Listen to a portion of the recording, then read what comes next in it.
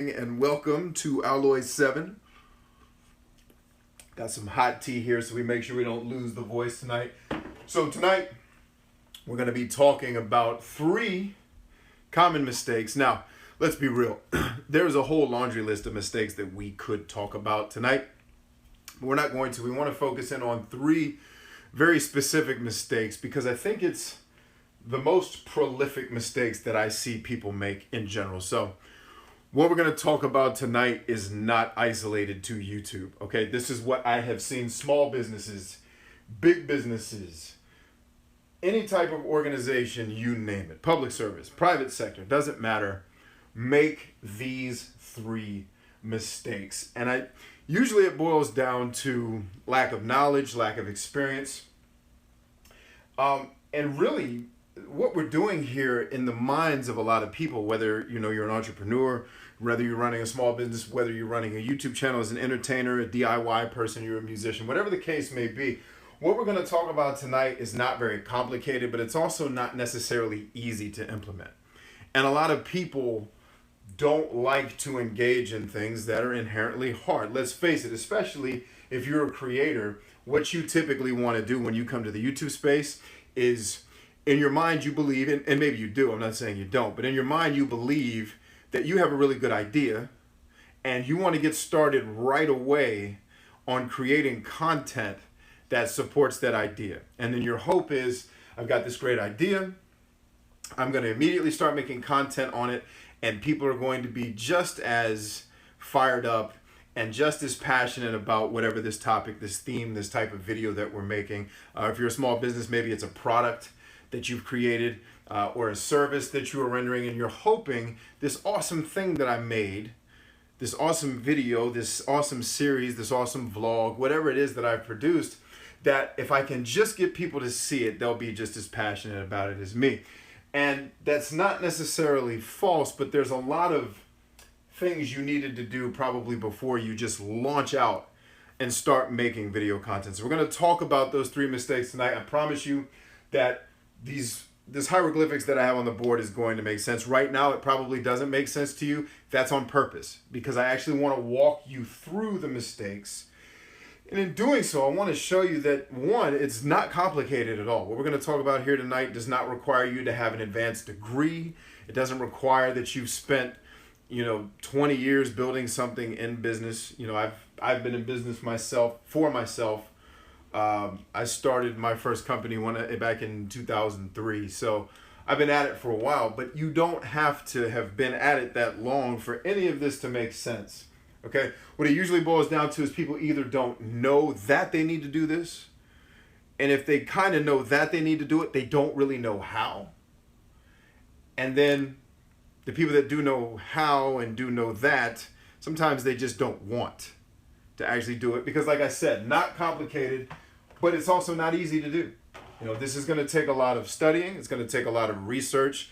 It's going to take a lot of time meditating, and I don't mean like in a spiritual sense. I mean thinking about what it is that you want to accomplish and understanding that whatever your individual goals are on YouTube, you can't reach them by yourself. And what I mean by that isn't that you need to have a ton of people working with you on your channel or a ton of people helping you build your business in the early stage. What I mean by that is if you want to reach whatever your definition of success is, maybe that's a lot of views, maybe it's a big channel and a huge community, maybe it's you want to make a lot of money, whatever that goal is, you're not going to do it without other people being involved in what you're doing.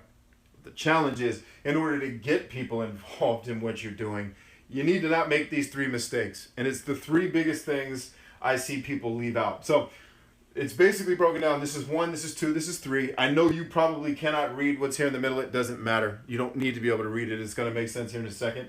I will say that the first 2 are they're mistakes people make before they start making content. They're things you don't do before you rush out and start making content. The third one is something that almost no creators do, and if they do it, they don't necessarily do it well. And it's after you've launched your channel. Let's say you got the first 2 right. It's after you launched your channel, not doing this bottom piece here. Really, excuse me. Good Lord. Not getting this bottom part right can really hurt you in the short and in the long term. So without further ado, let's get ready to jump in here. Before we do that, I want to see who's here tonight. A couple of people that chimed in. We've got the Spear Point. Hello. Sergeant Robert is here. Alexandria Bacordo is here. Hopefully I said that properly. The Dark Mistress is back. Thank you for tuning in, ma'am. Roast Coffee 2BG is here. Dark Mistress says, hey, BC, who's the sister on the thumbnail of this live stream? And why is she a fail? So the sister is not a fail at all. That is actually an internet meme of, if you saw the she in and of herself is not a fail at all. It's the video that she's a part of was a fail that actually led to a very large YouTube success, which was she got interviewed after her apartment burnt down, and she was very excited and very scared, and her interview went very poorly. And she was talking about, it's the lady that says, ain't nobody got time for that, if you haven't seen that meme. It was very popular on the internet. Probably, I think 2 or 3 years ago is when it actually went down, and then it was famous. It's kind of like the dude climbing in your windows, and they made a song out of it. They did the same thing to her. So she is by no means a fail. In fact, it was kind of disappointing because she did that interview, and on the interview, she looked very like, wow, she doesn't have it together. She did a follow-on interview where she was like, I really didn't like how they portrayed me because I'm not, she's like, they portrayed me as kind of this ignorant person who, she's like, dude, the house just burned down. How did you want me to present myself? So she is by no means a fail at all. I don't know her name, unfortunately. I can't give you a name. But if you type in on YouTube or in Google, you type in, ain't nobody got time for that, you will get to see probably 75,000. It's like Chocolate Rain and the dude, Antoine, I forgot his last name, that did the climbing in your windows. And then the lady, and she was like the next one in the line of people that did it. And so the idea there is that the video itself was a fail, not the lady in it. Let's see. Yep, Spear Point got it there. It says, I think, put her on there because ain't no, and so yes, that's exactly right. The reason why I chose her, Spear Point's is actually answering your question. The reason why I told her is because ain't nobody got time to make these mistakes, because if you make these mistakes, you're going to waste a lot of time. All right, you're going to launch out onto YouTube not having done these things, and then you're going to wonder why is my channel growing so slowly, why XYZ. And when I say grow slowly, I don't have a number in mind, okay? I am not one of the YouTube people that's going to sit here and tell you that you need to have 1 million subscribers. I have a relatively small channel, and I could probably bet you that with my relatively small channel, because of what I do as a consultant, as a coach, and as a person in business, what I do with YouTube probably makes a lot more money than a lot of people with bigger channels are making in AdSense, okay? Because my goal was never to come here and build this huge following. I mean, I wouldn't mind having a huge following. The point is, my goal wasn't to grind myself to death trying to build a very large audience for very little pay in AdSense. Okay, my goal was to help people who could actually use my help, and then, you know, going forward, build business into what I do here. Not just for YouTubers. A lot of people that I work with aren't necessarily YouTubers. They're businesses who are trying to use YouTube to promote what it is they do and to help people. All right, so, but the point is, you make these mistakes, whatever your definition of good growth is, you're going to stunt it. And that's the point. Jess Ann says, hi everyone. Hello, Jess. Good to see you again. Not familiar with her. I guess I didn't have time for that. Anonopus says, finally made it to a live show. Yes, you did. Welcome. The Trending Stack. What's up, everyone? I seen that, and it was so funny, says Rose Coffee. Excellent. Okay, so we got a good group here tonight, at least those of you who have chimed in. Remember, during the course of the show, you can ask whatever questions you have. They don't necessarily need to be related to what I'm talking about. You can ask whatever channel that we have time to discuss. Usually these calls are a bit shorter than the ones we do in the Academy. In fact, tomorrow night we have a huge VIP call in our Ninja Academy where I'm going to be talking about a lot of different important things, one of which is getting mentally prepared for financial freedom is one of the courses we're going to cover. We're going to cover the 10 essential principles to building a successful business. That's going to be part of tomorrow night's call. And this is for VIPs in our program. This isn't a call that I do publicly. We're going to do the difference between the pros and cons of doing serialized content versus doing like one-off content, like very specific videos. And so how would I describe serialized and specific videos? Serialized content is people that do like Let's Plays or vlogs that tell like a vlog series that tells a whole story over a bunch of different episodes, versus making individual targeted videos. And then I had one other topic in there that I'm drawing a blank on. Oh, talking about the value of shareable. How do you make content that people want to share with other people? So we talk about a lot of things in the academy, like what is it that makes videos go viral? Like a lot of people seriously believe that viral videos are luck, and even blogs will lead you to believe that and it's not to say that there isn't a certain level of opportunity that you took advantage of, that maybe you hit something at the right time, but make no mistake, what makes things viral, there's science, there's biology and psychology behind it. And these are the types of things we talk about, like what actually makes a video viral. How does one of my coaching videos that I do here, where I talk to you for an hour, get maybe 600 or maybe 2,000 views, and then one 6-minute video I do about how to engage with copyright owners does 2 million views? What are the differences between those two types of videos? And understanding, if your goal is to get millions of views all the time, then you're going to want to be able to apply those things. So in the academy, these are the things that we talk about in the lessons that we do, but also so we have the academy, but we have people that are VIPs, and we have live discussion. So it's not like this where I'm talking and you guys are typing to me. In the VIP calls, we are actually talking to one another. I can hear them, they can hear me. So those are the things we're going to be talking about. So more on that later. If you're interested in, like, tomorrow night's call is one that you probably don't want to miss if you're thinking about the program. But again, these mistakes that I keep talking about, you launch out here and you haven't done this stuff right, you're going to shoot yourself in the foot. So let's do number one. Okay, why do I have, let me see, I'm going to look at the camera to see if you guys can actually read what I'm reading. You can. So gaming, beauty, DIY, comedy, vlog, tutorials, education, motivation. Why do I have these different things on the board? Okay, these are very obviously different categories, and in some cases they're verticals as well. Education is a vertical on YouTube.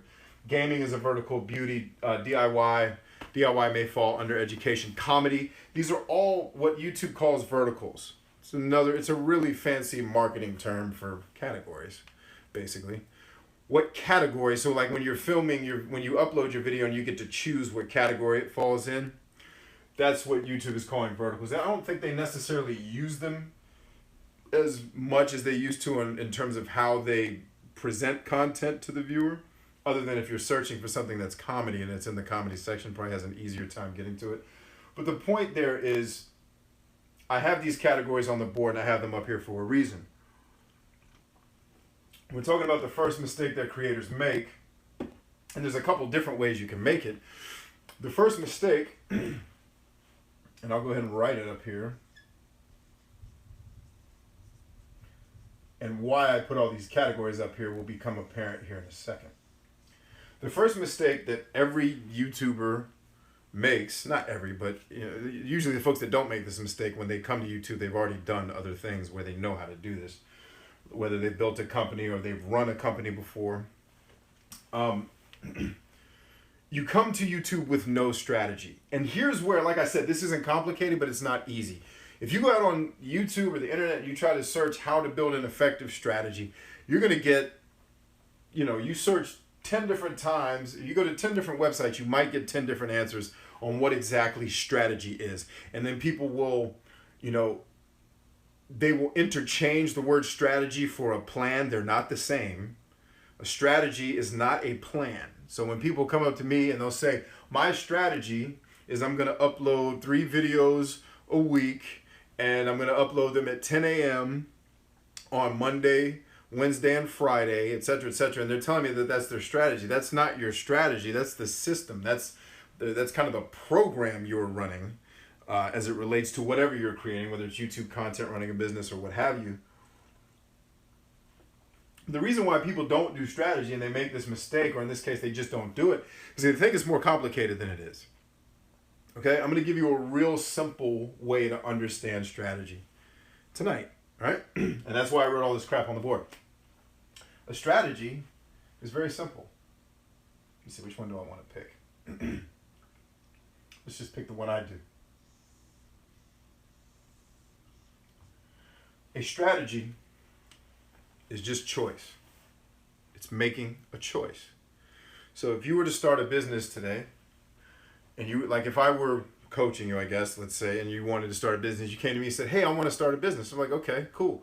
What's your strategy? Well, I don't know. I kind of like comic books and video games, so maybe I'll sell comic book and video game t-shirts, or I'll sell comic book and video game phone covers. I'm like, but that's not a business strategy. You're just telling me products that you're going to try to sell to people. But that's what people interchange with strategy. Strategy is making a choice. Okay? In your particular case, whoa, is that Will's night? There he is. What's going on? What's up? Let's see. Let me make sure I'm not missing anything here from the comment section. Just watched the Bed Intruder song for the first time. So Zajman says, well, what about the music category? I make music. Not much content anywhere. How to grow. Yeah, I actually made a music. I made a video specifically for musicians. It was titled "A Huge Opportunity That Musicians Are Making." It should be actually, if you go to my front page, it's on there. I think you'll find it very helpful. I used to be a musician as well, so I have a very unique perspective of YouTube and music, and there's a huge opportunity that I think. I don't really accuse big musicians of it, because they don't need to do that. YouTube to them is just another channel for them to market what's already popular. But for especially musicians who are either underground artists or someone that's working their way up, YouTube provides you a very powerful platform to interact with your audience. So this whole idea of interacting with your audience, reality TV, all these things that are popular today where we have access to celebrities, one of the first companies that figured that out in modern times was the Chicago Cubs. Congrats to them. But they figured that out back in the 80s, before there was an internet, before there was Netflix. They realized that their team was struggling, and they built an engagement program that allowed them to engage with their fans, or their audience, if you will, and it created a bond between the two. And that's a huge thing. If you watch the video, there's more details there, but that's a huge opportunity that musicians are missing, because what most musicians I see are using YouTube for is just a platform to upload all your music. And if nobody knows about you, right, and you don't know the principles that we talk about here all the time, like SEO and understanding how to get your stuff to be searched and found, then no one's ever going to find your music to listen to it. You're going to spend your life uploading songs and then trying to blast them and spam people with it on Reddit, on Facebook, and all these different places, hoping that someone's going to listen to it. But why is anyone going to come listen to your music when they can listen to literally probably 100,000 other artists who they already know? You know what I mean? And they probably don't know 100,000, but they know a ton of other musicians who they already trust to make great music. So I do have some stuff up for musicians specifically, and I have a special place in my heart for musicians because I used to be one, and I understand how hard it is to write an album, record an album, release an album, get the album up on the internet, get it distributed, and then get people besides your grandmother and your 3 brothers to buy it. Okay? So, anyway, going back to strategy. So, without beating the dead horse, strategy in its purest sense is just making choices. What choices? Where you're going to play and where you're not going to play. And it's not good enough, by the way, to just say, well, I'm going to play in education. That's cool. That's a great start. That puts you ahead of a lot of the people either building businesses or starting YouTube channels, because at least you've put some thought into where am I going to play. But just saying education is not a good enough strategy. You need to understand where in education are you going to play. And specifically, like Warren Buffett talks about this a lot. A lot of times in business, it's deciding where not to play. Inevitably, I run into creators and people in business and people in life. Like I work with a lot of younger people who are in school or about to go to school, guys that I mentor, guys that I coach, or just guys that I'm around. And they're trying to figure out what they want to do with their life. And inevitably, I'll just give you an example from real life that's not necessarily YouTube related. Inevitably, they'll say, I'm good at football, I'm good at writing, I'm good at acting, I'm good at playing music, I'm good at basketball. They'll list 19 things that they believe that they're good at. And then when I ask them, okay, well, I'm a great graphic designer, I can do websites. Okay, great. Which one are you amazing at? And then that usually stumps people, unless they're, unless the person struggles a little bit with some self-delusion, that will pause them and be like, dang, what am I amazing at? And then usually it's they don't know and they need to go give it some thought. And if they're extremely young, they just haven't had the time usually to become amazing unless they've been doing something from a very, very small age. But it pauses them and helps them understand, oh, out of all these 19 things, I can't do them all. I have to have a strategy. I have to choose where am I going to play? What am I going to focus on? And so when I choose that focus, part of the strategy is also choosing what I'm not going to do. It's not just about choosing that I'm going to do education. It's what am I going to do specifically in education. For example, this actually happened to me. Just to tell you a story to help illustrate it, I was in a men's group at my church that I went to. I go to a different church now, but years ago, one of the guys in there heard me speak. I had something to add to the group. And he said, man, you would be great working in the children's ministry, like a children's pastor. And I said, no, I have no business being in a children's ministry because I don't have the patience to raise anybody else's kids but my own. I'm not wired to coach children. I'm not wired to coach people who don't already have a certain aptitude or a certain kind of hunger and fire in them. The patience it takes to work with children, I'm not wired for it in terms of my personality. It's not something I would be great at all. So strategy-wise, yeah, I can do education. I don't need to do anything that's training young, and by children, I don't mean people who are like 17. I mean small children. I do managing my children is enough. Like that takes all of my energy to have to work with kids. So how do we bring that back to your YouTube channel? It's really simple. You have to know what are you going to be amazing at. Let's see.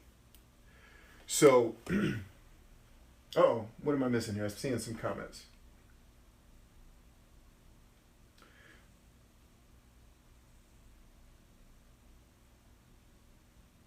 Live performances. Oh, okay, it looks like, I'm sorry, I'm not trying to go radio silent here. I just noticed some commentary here. It looks like Zajman asked a question that I missed. And Wells Knight says, how about a practical exercise? Wells Knight, what do you have in mind? I'd be happy to do a practical exercise. If you have one in mind, or if you'd like me to come up with one, I can as well. But so, and I'm trying to keep things at a high level tonight because I don't want to go into a ton of detail. But the point is, when you are mapping out a strategy and a plan are not the same thing. You coming and telling me I'm going to upload a vlog every day for a year is not a strategy, okay? Or I'm going to upload a cooking vlog every day for the year. That's not a strategy. That's a plan. It's technically not even a plan. That's just telling me what it is that you are going to do. Let's see. Oh, okay, good. Wells Knight has one. I'd love to hear it, my friend. So what I'm trying to help wrap your all's heads around is we're trying to stay at a very high level, okay? We're trying to stay at a strategic level and not jump, because immediately with most people I work with, they're good at the tactical side of things. They're good at coming up with the specific things I want to do, but they haven't done the strategy piece yet. They haven't done the where is it I'm going to play versus where I'm not going to play. Okay, so Wells Knight says, I've got one. Let's talk YouTube strategy. Please do, my friend.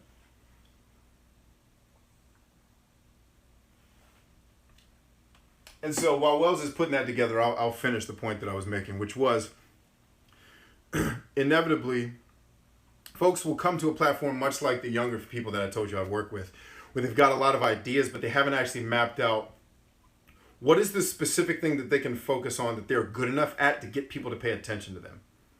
And then choosing, that's where I'm going to focus. And once I choose to focus there, at least for the short term, I'm not going to bounce all over the map doing a million different things. Okay, and that's usually what I watch people do is they're not sure and they want to try 17 million different things. And what I'm saying is, I'm not saying that you don't experiment with around the theme, but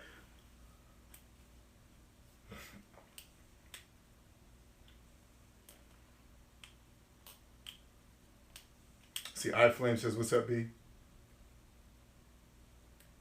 Yeah, that's a perfect example. So Wells says, take a look at my channel and see if you can figure out what his strategy is. And it's, that's a great, I've been on Wells' channel. I don't even have to look because I will give you all a hint and hopefully not give it away. The answer, no, I'm not going to say it because that's going to give it away. So yes, if you're here, Wells, go ahead and link your channel. This is a perfect opportunity to do an interactive, practical exercise. And while we're doing that, I'll keep rapping. So yeah, Wells is very practiced at what I'm talking about. And not only is Wells good at this at the high level, Wells also knows what he's good at and he focuses on it. He's very good at that part too. So now I'm going to tell on Wells a little bit here, and I know he won't mind because he's a very modest person, but I don't know if he doesn't give himself enough credit because he will often be like, I'm doing these things and I'm not, he downplays himself a little bit, but make no mistake, he knows exactly what he's doing. But more importantly, he often doesn't give himself as much credit as he should for what he's actually really, really good at. Okay? And it's, when I work with gamers, I basically focus them, for the sake of this conversation, I focus them in two areas. You can either be amazingly entertaining or you can be amazingly focused on something that people want, and specifically how you can help them enjoy more of this thing that they want or become educated or become knowledgeable. I won't say any more because I don't want to mess up the practical exercise, but Wells Knight is extremely good at the second one. And he happens to be entertaining too. But when I say insanely entertaining, I don't necessarily mean that from the subjective sense. I mean, a lot of what you see work with a lot of the huge channels on YouTube is this focus on, insanely is not the right word, sensationalized entertainment, where it's very focused. Like if you look at a PewDiePie, it's very clear he uses a lot of television standards in what he produces. So like you can count, like when you're watching one of his shows, count to 7 and tell me if it doesn't flip to something else that's happening on screen, and then count to 7 again and tell me if it hasn't flipped. So he's focused very heavily on keeping attention spans of people that don't want to sit down and listen to a lecture. Let's see.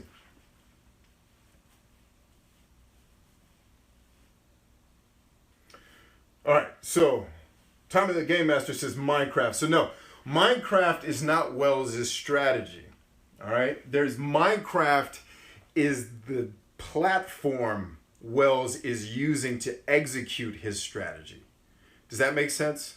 Or you could even say Minecraft is one of the products.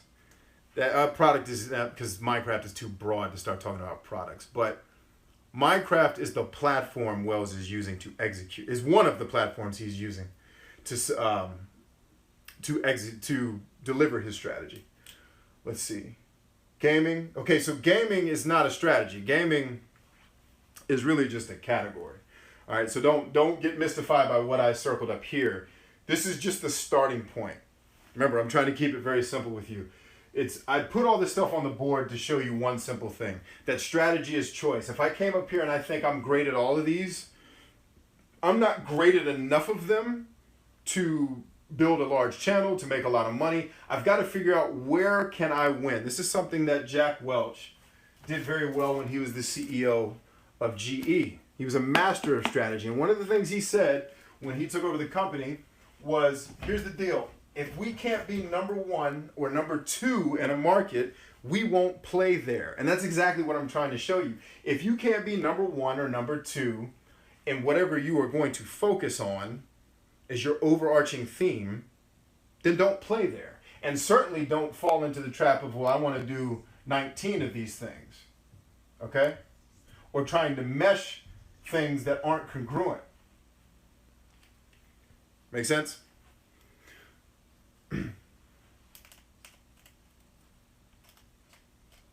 Let's see, what else is everybody talking about here?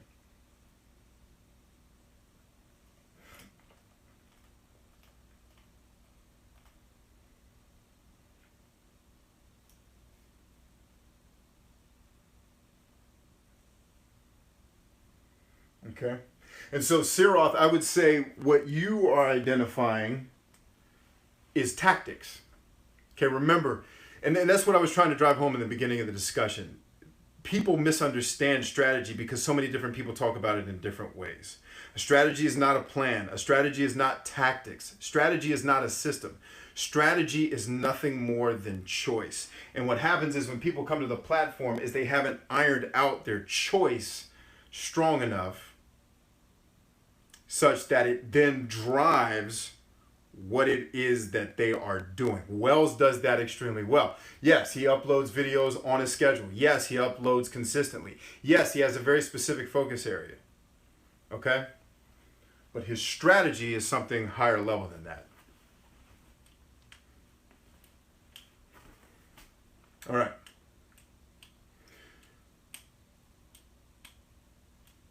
Gun reviews for my favorite shooter. Is there anything I can do to spice things up or make it more interesting? Gun reviews for my favorite shooter. Okay, so are we talking video games there? Like so I assume you're playing like Battlefield 4 and you're reviewing the AK-74 versus the AK-47. Is that what you mean by that?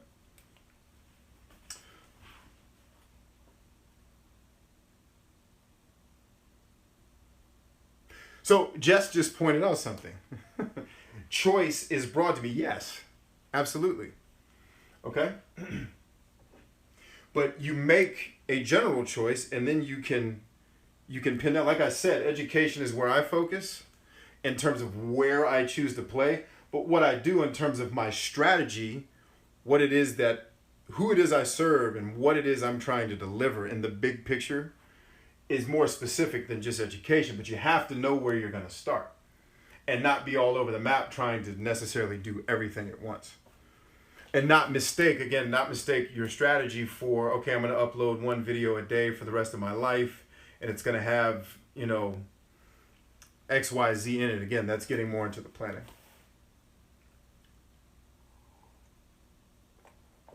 All right, without looking at Wells Knight's channel, let's get into it. Look at the very top of his page. And Wells, I don't want to give away too much of your stuff, but I'll try to keep this as high level as I can.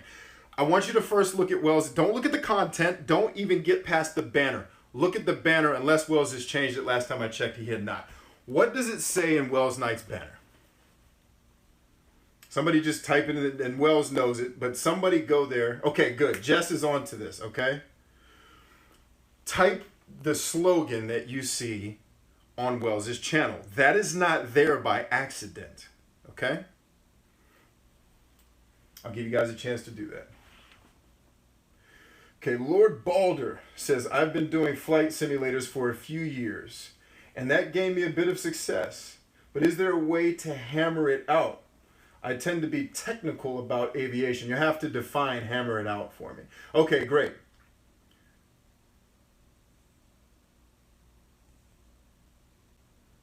So family friendly is what you, but okay, so what he's telling the viewer immediately is that when you come here every day, you are going to find family friendly content. And then so once you've done that, look at the tags he uses on his channel, because that's important too. All right, so he's chosen where he's going to play. Family friendly gaming content. That's what we'll call kind of the launch pad of his strategy. And again, I don't want to give away too much of his awesomeness, but the point here is Wells has done his homework and he's figured out what the gaming audience on YouTube is looking for and who the gaming, remember what I say in so many videos, you spend 90% of your time focusing on your who and 10% focusing on your what. Most creators, business owners do it the opposite way. They spend 90% trying to figure out what's the product that I'm going to create. And then they figure out, okay, who do I need to go sell it to? Wells, like a smart person in business, has done the opposite. Who are the people that I'm trying to reach? And more importantly, not just who do I want to reach, but who am I capable of reaching given the platform? You'll hear people like Gary Vaynerchuk say, like the whole world says content is king. Content is king. You have to make great content. But that's not good enough. Gary Vaynerchuk says it very properly. Content is king, but context is God. So Wells understands that in the YouTube space, as it relates to video games, there's a specific type of audience that can render you a decent amount of success if you know how to reach them. So family-friendly content is not up there by accident. It's not up there just to be cute. It's up there to let that specific viewer know, the who and his strategy, know you are safe here. And by the way, mom and dad, your kids are safe here. Is that starting to make sense? Then his strategy, when you look at what he's really, really good at, because he's captivating, he does good editing, he respects his audience more than most creators I know, more than I do, okay? But what is he good at? I don't know many other people, and I'm sure they exist because I don't watch a ton of gaming content on YouTube. I don't know many other people on YouTube that are as knowledgeable as him. So do you see him trying to make PewDiePie videos? No. Why? One, because that dude already exists. You can't, it would be like me, I say this all the time in terms of strategy. I'm going to start a soft drink company. Well, what's your soft drink company going to do? I'm going to make cola. Why? So unless I can make like some type of organic cola that makes people healthy, why would I try to compete with Coca-Cola? It's ridiculous. It's what I said about Jack Welch. So it's not just family-friendly content that's uploaded 3 videos per day on this time and this schedule. That's all tactics. Strategy is I know who I'm trying to reach, and I know what, which is the second half of this, what am I excellent at? That is what I'm going to make content around. And it just so happens that what he is excellent at has a lot of people that want to watch it. And because here's the kicker. People, I guarantee there are people who naively assume that because a lot of what he makes is Minecraft is why he's successful, because Minecraft is one of the most searched things on the internet. False. Okay, there's a ton of Minecraft content out there that is not helping people's channels grow at all. Why is his? Because he knows his who, and he knows what he is extremely good at. And he focuses on it, and he focuses on it, and he focuses on it. Does he do other things around the theme? Yes. You always need to experiment. You always need to innovate in business. You can't keep making the same product forever, right? So he does innovate, but he focuses on where he knows he can win. That is strategy. If you were a general in a war, you're going to know yourself and you're going to know your enemy. In this case, I'm going to know what I am particularly skilled at. That means that's going to drive my initial focus, right? And my enemy is not the other YouTubers. It's not, because I don't compete with anybody. Most of the YouTubers who are in doing what I do, I collaborate with them. I give them shout outs. I tell you guys to go check out their stuff all the time because it's good, right? But the point is, I know what I am particularly good at. I know what people would like to see, right? And so that's where I hone in. Right? I don't spend a lot of time doing things that I know I can't win at.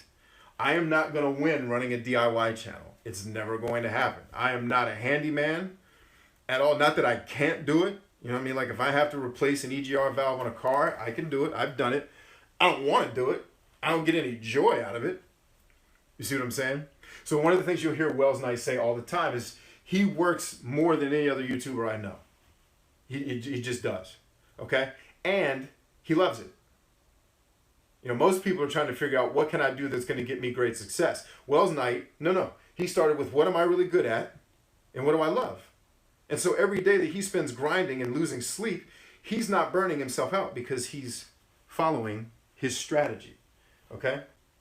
He made a choice based on what he's particularly skilled at doing, and he meshed that together with what other people want to see. The thing I've been beating into y'all's heads from the beginning of this whole journey is it's not about you. It's about you making something that other people actually want to watch. Otherwise, just make the videos and watch them yourself. You don't need to put them on YouTube.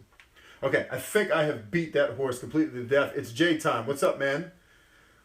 How's everybody doing? Says the double pulse, the trending stack. My plan as a new product reviewer is to start with what I have and grow my audience. My strategy is to talk about what I'm an expert on. Okay, so that's your strategy is not, so talking about, okay, you're going to focus on the things that you're an expert on, but remember, there's another half to your strategy. And like I said in the general example, if I know let's not use war, let's use football. If I know that my team has an excellent run defense and an excellent passing offense, and the team that I'm going up against, let's say they are really bad in third and long situation, or let's say they are very poor in what I'm good at, then what I am particularly skilled at is going to help me beat that team. But let's say I go up against a team that's very powerful against what I do very well, right? Then my strategy may be, okay, they're good at defending what we do well, right?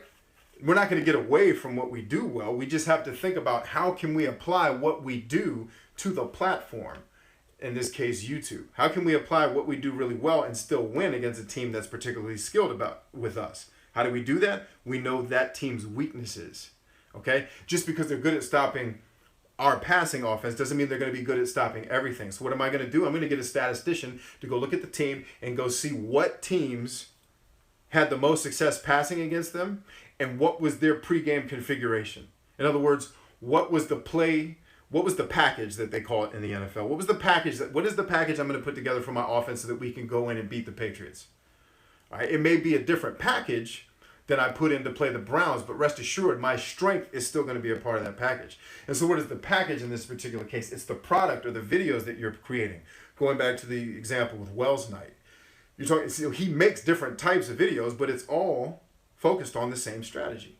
It's what he's good at. It's what he loves. And by the way, a lot of other people love it too. All right. Good. Great suggestion, Wells. Thank you for bringing that up. And here's the beautiful part. That's my interpretation of his strategy. I'm sure if he gave you the no-nonsense everything he had, there may be some nuance in there. Everything I said, he may not 100% be like, yeah, that's spot on. But the point is, this is how I want you all to start thinking. This isn't about me telling you what your strategy needs to be. It's about me getting you to start the process of strategic thinking. Thinking about what do you do extremely well? Who do you want to serve? All right? And does what you do very well work well with the audience that you are trying to serve? And furthermore, does what you do very well have a place in the YouTube space based on the type of audience that we have here? You know, or is what you're trying to create even congruent with what it is you do really well? Like I said, trying to mix a beauty and a gaming channel would be, weird. Not to say that it couldn't be done. I couldn't do it because I'm not very beautiful. But Wells said I pretty much hit the nail on the head. So I cheated a little bit. I've known Wells for a very long time. He and I have worked together. So I have an understanding about what's going on. But I'm telling you, if I had never met Wells before, that breakdown I gave you is exactly what I would do. I mean, that is exactly what I would have done. I'd start at the top of his page. And it has to be a page that knows what they're doing. Obviously, if I go to a channel that hasn't scripted it like Wells has, right, then it'd be a little bit harder for me to pick it out. I'll give you another example. Let's use PewDiePie. I don't know if he still has... Is the banner graphic still him shoving the controller up his butt?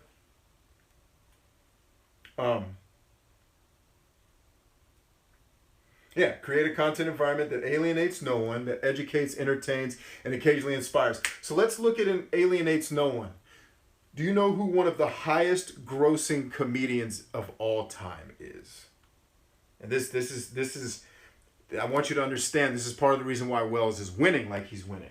Do you know that Jeff Foxworthy is one of the highest grossing comedians in history in terms of total what he makes as a comedian? Now, some of you may have never heard of him. That's fine.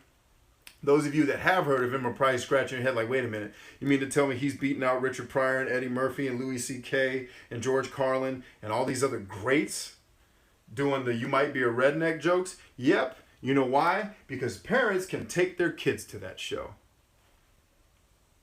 Think about it. Jess says, I don't watch PewDiePie. I don't get it. It's not much to get. So his strategy, he understands the YouTube gaming audience very well. It's typically a younger audience. And they respond to, like Wells is talking about, endearing, inspiring content that educates. See, Wells is an educator. I was trying not to give that away, but that's what Wells is insane. I mean, he taught me how to play. If you can teach me how to play Minecraft, you can teach anybody. My kids are better at Minecraft than me. And so it's either that, and so this is what I tell the people in the academy all the time. Either become an expert at something that people want to watch and become the authority on it, like Wells has done. Wells is a Minecraft authority. You can even Google search Minecraft builds and tell me if Wells doesn't come up in Google search. And that's huge. We're not talking about YouTube search. We're talking about the big daddy.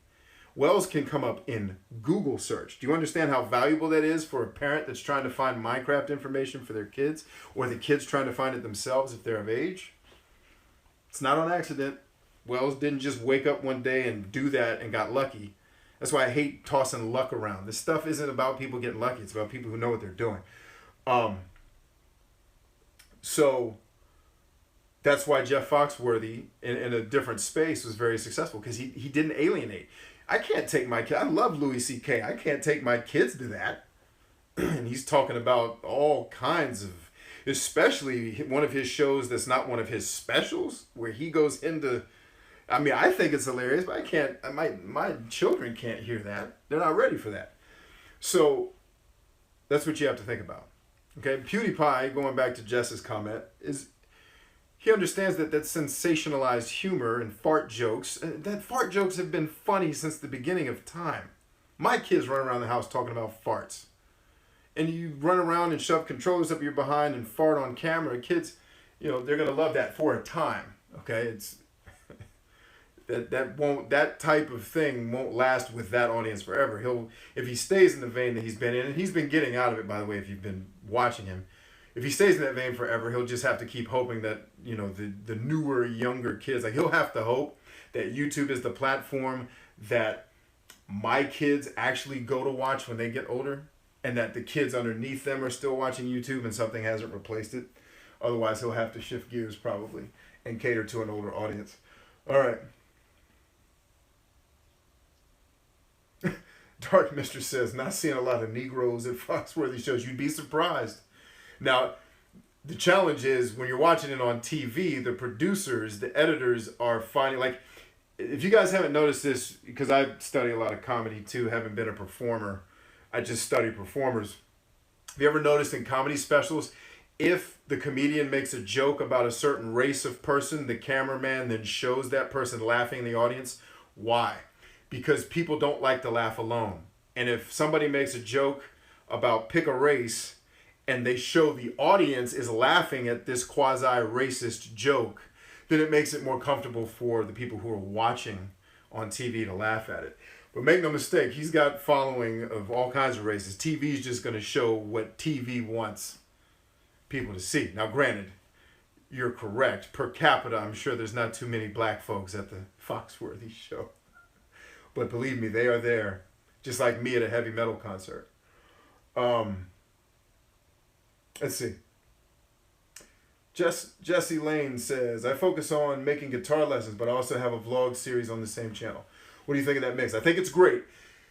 Here's what you need. The vlog needs to be tied to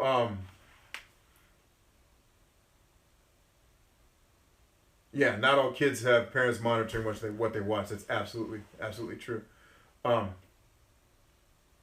You'll definitely be alienating me. So yeah, the PewDiePie comment wasn't about alienation. I was answering Jess's comment. She said she didn't get what makes PewDiePie work, and I was just letting her know. So that wasn't related to my comments about Wells Night. So the music, vlog, and guitar lessons. Just make sure there's those videos jive with one another. That when someone comes to watch a lesson and they watch your vlog, they can understand why both of them are there. Okay? In other words, your vlog probably shouldn't be about your favorite hot tea to drink while you're doing... Well, actually, that could work for a musician because hot tea is a very...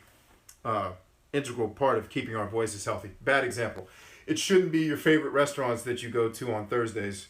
It should be tied. Like if music is your focus, the vlog should be tied to that theme, because the people coming to your channel, that's what they're going to be looking for. Now, when you have 50 million subscribers, branch out all you want. Well, not all you want, because then you'll start breaking marketing laws of line extension and other things that we don't have time to get into here tonight. But yeah, there are tons of very successful content creators who aren't family friendly. In fact, I'd say there's a metric ton of not family friendly. So the idea here is not just that Wells Knight is family friendly and that's why he's successful. That's a correlation, not causation. In other words, it just so happens that he's family friendly and he's very successful. I'm just showing you where he chose to play because of what he's particularly skilled at doing. In other words, everything that he chose to do in his strategy is congruent with who he is, what he likes to create, and what his audience likes to watch. Doesn't mean you have to be family friendly to be successful. PewDiePie is by no means family friendly. Most gaming channels aren't. Let's see. Okay, Wells is going to break down why he goes family friendly.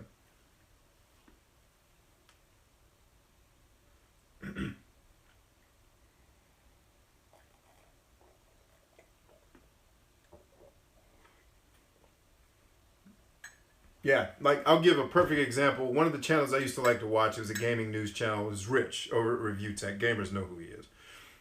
I had to stop watching him because when I'm watching stuff, which is very not often, I have my kids around me. I can't be watching 30 F-bombs every... And it's not that I care that my kids hear the F word. I'm not offended by cursing. But my kids can't go to school and repeat that. So if I'm listening to a show that's F this and F that and F you, and it's like I can't watch this. Not because I don't like Rich. I think he makes some pretty good content. It's because if I can't watch it when my kids are around, I just don't watch it. You know, as a younger father, I have young kids. My kids aren't teenagers. So I can't, you know, expose them to things that they don't understand yet that I'd have to explain. And then if he says it at school, I got to explain to the teacher, why are you letting him watch that? You see what I mean? Like, I'm not offended by any of that type of language. But I don't want my kids getting habits that could put them in awkward situations in their lives.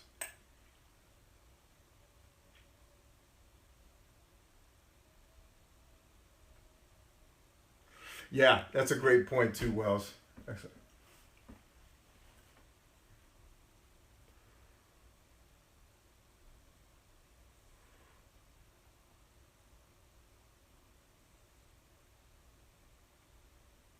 Yep, well said. And Wells's content is applicable. That's the thing, it's applicable to all ages. It's just safe for a lot of the core gaming audience, which is a bit younger. So by no means, for those of you watching, and Wells knows this, not trying to imply that he's catering specifically to kids at all. It's like he said, it doesn't alienate anybody. All right, let's see. And sometimes alienation can be a good thing. Like, for example, I make long coaching videos. Do you think that might alienate a few people? Yes. Why do I do that in my strategy? Because the type of people I want to coach are people who will sit through an hour-long video. I don't want to spend a lot of time, just to give you a little bit of my strategy, I don't want to spend a lot of time answering questions about monetizing Grand Theft Auto 5 videos. That is the most boring conversation that most of the people who asked me that could have Googled. In fact, if they Googled it, they would have found the answer on my website, usually. Or on somebody else's website, if not mine. But what I get in, if I went the shorter video route, does that mean I get less views and less subs? Yeah, but my model, what helps me be successful here and help the people that, you know, work with me on my staff and with my family is not specifically just what I'm doing here. Okay, it's the people that I coach behind the scenes. It's the businesses that I consult with. All right, it's when I can take my skill set and give it to other people, then I have a body of work that I can show them. Because I can guarantee you, anybody doing that is going to make way more money than AdSense is ever going to pay them, at least in the very short term. You see what I'm saying? So it's all about strategy. Like, I do alienate people. Now, granted, I don't alienate because I'm vulgar. I alienate because I don't want people who aren't willing to put in work. It's that simple.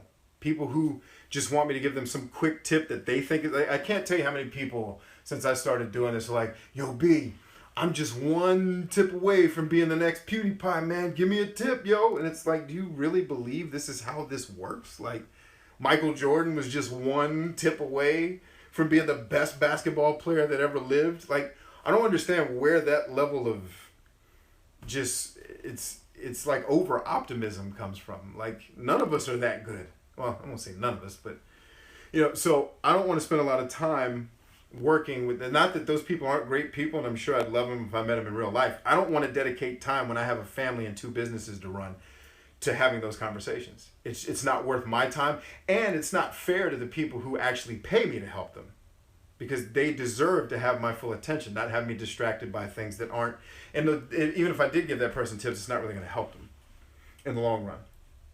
Okay, so I said that just to give a distinction where alienating can be a good thing, depending on what again, it all comes down to what your individual goals are. Okay? And we're all going to have different goals. We're all going to have different measures and different metrics that determine whether or not we're successful. Okay? Just something to chew on. So Cyril says, so the potential demographic is larger with family-friendly content, but profanity in videos itself does influence some people to watch it, and certain people will enjoy it. Yeah. It's good stuff. It says, all my top 30 videos are flight simulators, 24 of which are combat-oriented. Is action usually better for a Let's Play? Unless you are extremely knowledgeable about a game. I've seen channels that aren't, well, no, because even the one I'm getting ready to use does use a lot of action. So, yeah, if your focus is on trying to get somebody to enjoy watching you play something, like you're not trying to educate them on something, then yes, action is 9 times out of 10 going to be a lot more fun to watch than you walking around picking up plants or, whatever thing we do in the games we play. Like the RPGs I play, if I showed everything I did in them in the gaming videos I've done, it would be insanely boring to watch.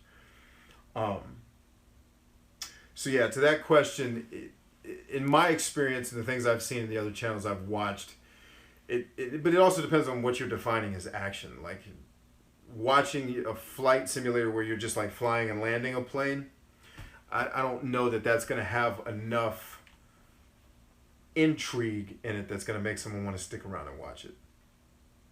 But it doesn't just have to be action. Like there's whole gaming channels that their gaming is just a platform for them for their comedy. Like they're really comedy vlogs. They just use gaming as their backdrop. So there's a couple different ways to slice that. Let's see.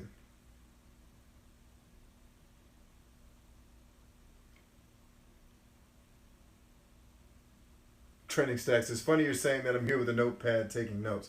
Yeah, like I am, not to toot my own horn, I am good at attracting the audience that I want to have. That's why you don't see a lot of negativity on my channel. Now you do get the occasional hater that just can't accept the fact that I like a game or didn't like a game more than them back when I was doing gaming reviews. Or the person who's just angry. Or the psychopath. But by and large, most of the people that I attract are positive-minded. That's not an accident. That's not luck. I'm good at targeting who I want to reach and then bringing that in. And I experiment like crazy, too. That's how I'm able to figure those things out. It's not because I'm smart. It's because I try things and I measure things, which we're going to get to here in a second.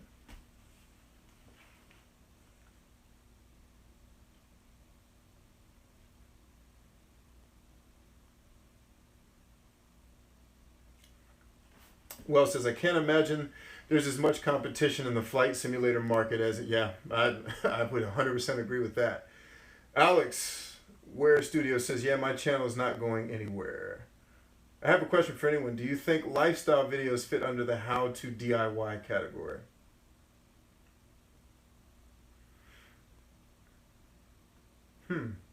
Lifestyle video. It depends on what you're showing in your lifestyle. I mean, you can just make lifestyle. By the way, guys, these categories aren't the only thing you can do. The whole reason I wrote categories up here was just to show you, was to illustrate the point that strategy is about making choices. Right? You don't have to. I left off music, and it wasn't intentional. I just threw a bunch of them up here so I could illustrate the point. Let's see what we got here.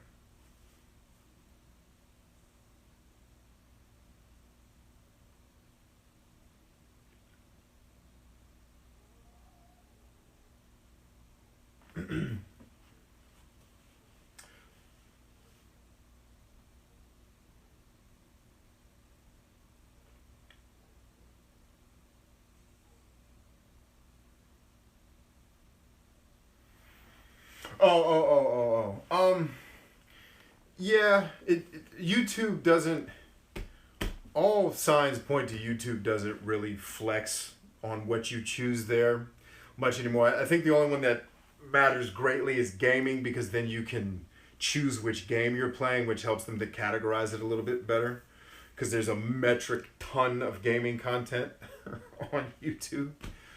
So lifestyle videos could fit under, don't they have, isn't people one of the categories too? I haven't looked at that in a while. I think people probably would fit better if that's still a category. My friend is getting better, so okay.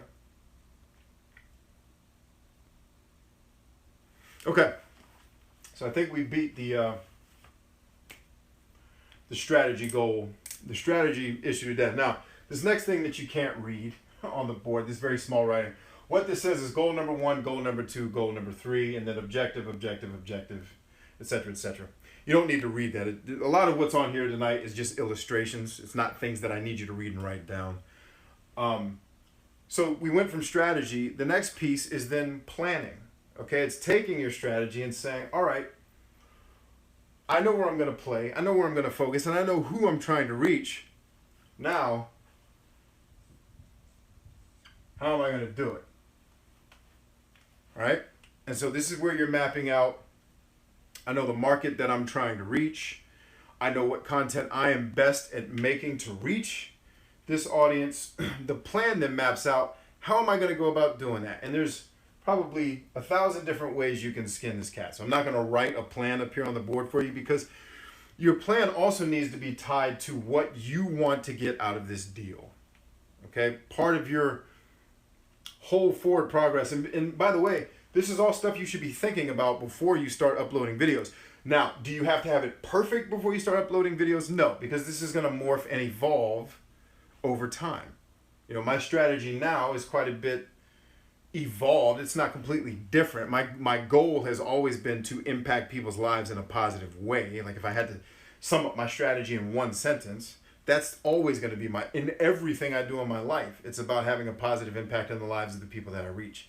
If I can in some small, minuscule way make a person's life better because I'm on earth, I win. Period. All right?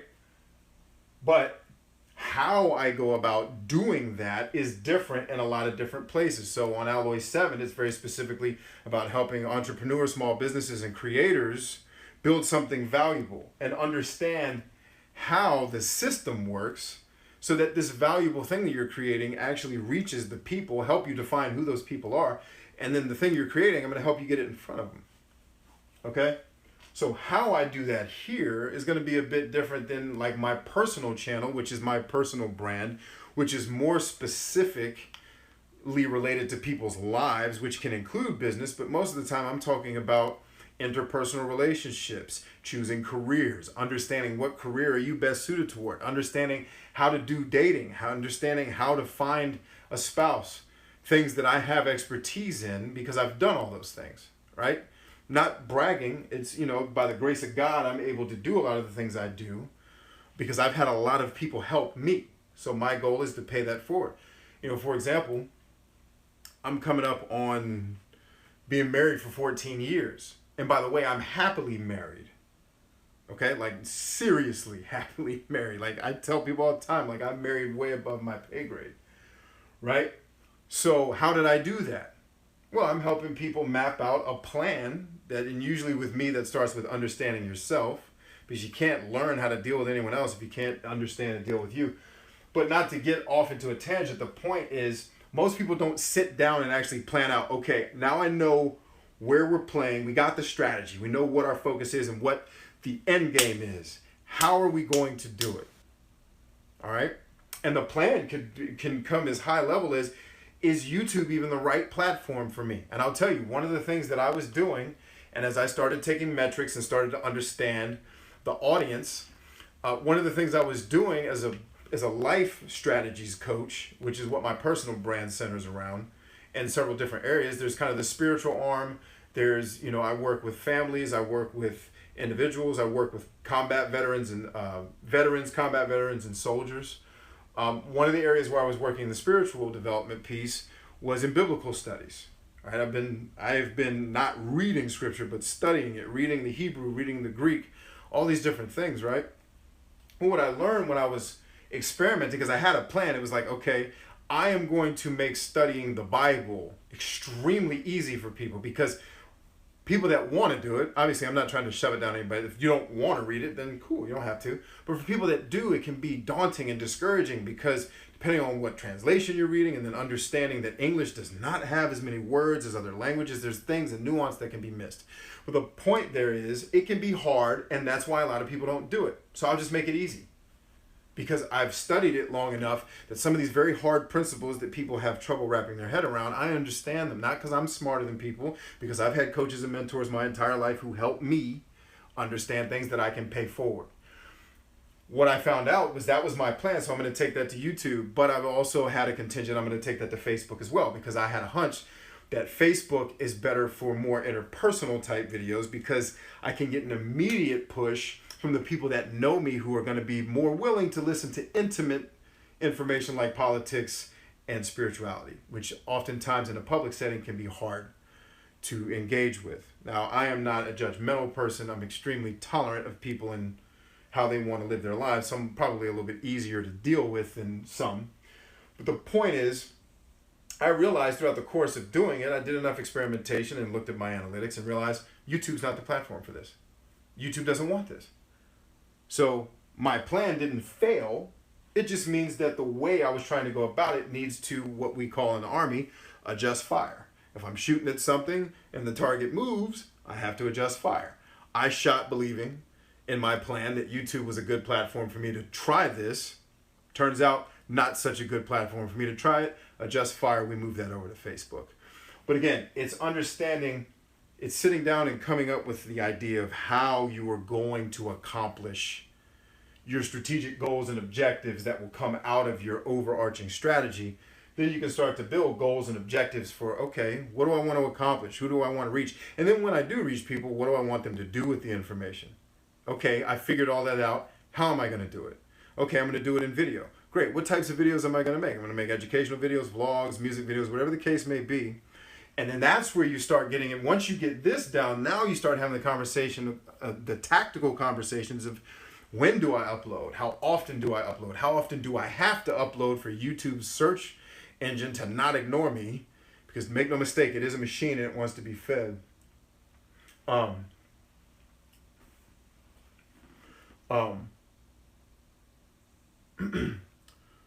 Sorry, I'm looking at comments to make sure I'm not missing anything, which I'm sure I am.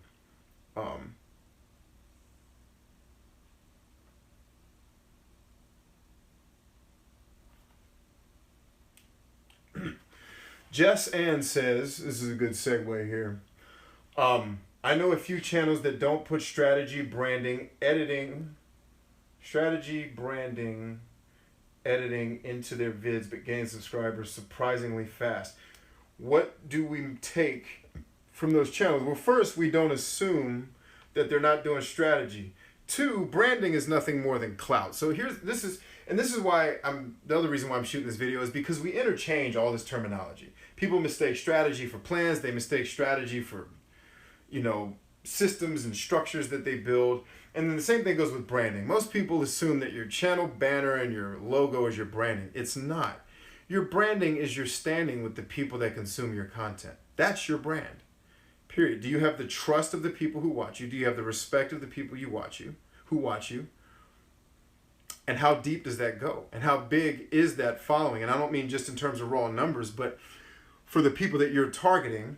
So if you look at Alloy 7, when you look at the people I originally targeted, I have almost 50% of that market. That's huge. That's better than McDonald's does. Now, when you look at the numbers, you're like, well, that's not huge because you only have whatever it is. I don't look at it every day. But the percentage is the huge part, not the raw number. Like if I had targeted an audience of 25,000 people, which is about how big the audience I targeted was, and you get 13,000 of them or whatever it is, that's pretty dang good. It's 50%. That's more than most marketing campaigns do in terms of opening emails and stuff like that. So the point is, we don't know that they haven't done some type of strategy. Now, on the surface, it may look like they're just uploading content, but we don't know that behind the scenes, there's a method to their madness.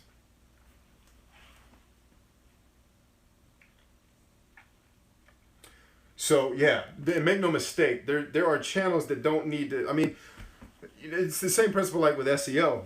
Like, you look at PewDiePie, it looks like he doesn't do any SEO. Why? Because he doesn't have to. His viewers do his SEO for him. There are so many backlinks to his crap all over the world that he doesn't have to. He doesn't have to type a description. He could literally just upload a video that says farts, and he's probably going to get 2 million views on it because his viewers are going to do this. So we can't assume just on the external surface that there's not a method to these folks' madness, because it doesn't. And I'm making some assumptions based on what I'm reading. Maybe I'm not fully understanding what you're saying, but we don't want to assume that it's like when the people come to me and they're like, "Yo, B, how did this person play music on their channel and get away with it?" I'm like, "How do you know they got away with it?" They may have a content ID claim, and the musician just let them keep the music on their channel. So with that kind of question, without some more specifics, it'd be very hard to answer. I think what I would do is assume that there is a method to their madness if they are getting a lot of success, and then watch it. There is a chance that someone can just on dumb luck hit the lottery, just like people do in the real world. But what happens to most people that win the lottery? They're usually dead or broke. Like, it doesn't usually end well for those folks. So even if someone lucks up and uploads a couple of videos that end up blowing up their channel, if they have no strategy, it's not going to last. Arguably.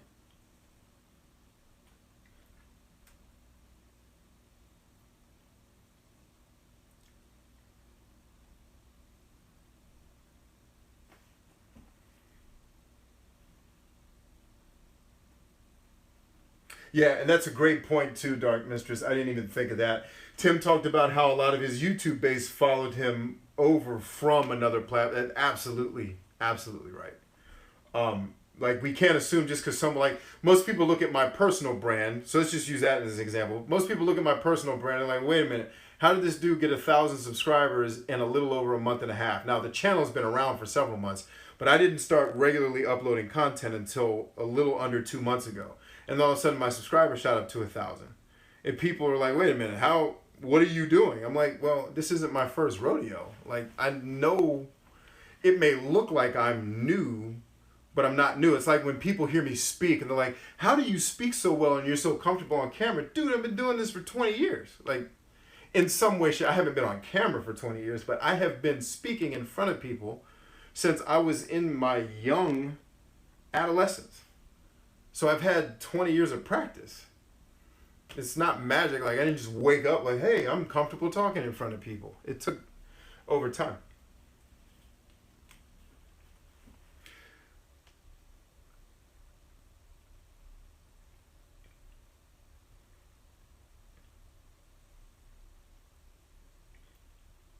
Yeah, keep following him and see what happens.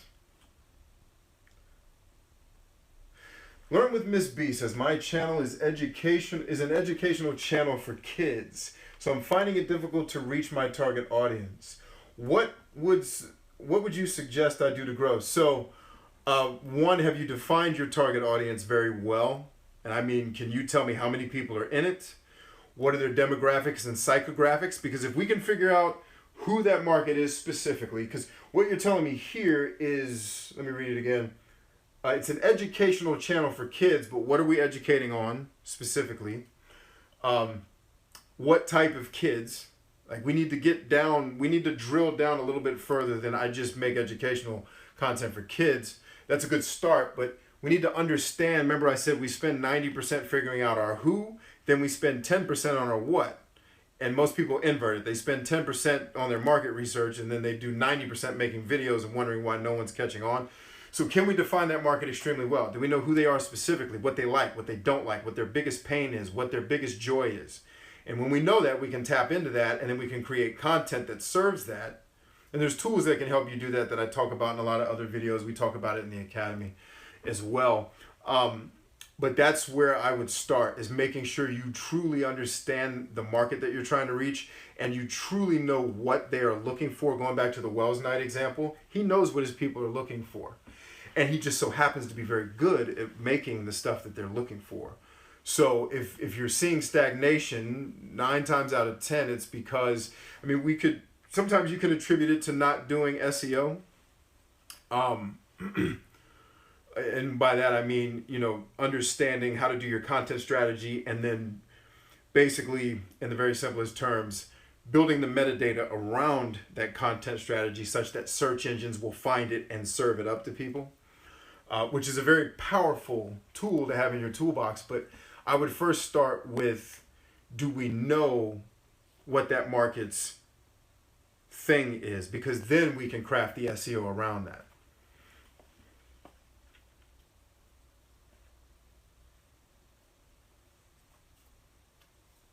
Yeah, I think we can end the show on Wells Nice. You need a strategy and the content to back it up.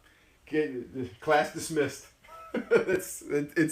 I hate sometimes that it's that simple, because for a lot of people it's hard for them to accept it. Like, it can't be that simple. It's that simple. You have to have a strategy. In other words, you have to know who you're trying to reach, what you're trying to reach them with, and what are you specifically skilled in the thing you're trying to get them to pay attention to.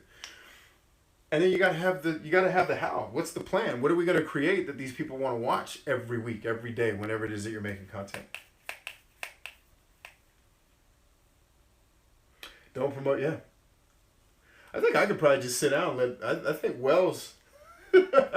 Yeah, I mean, but I'm laughing, but it's the absolute truth. Like what he's saying here. I hope you guys are taking notes on what he's saying, not just me. All right, probably so.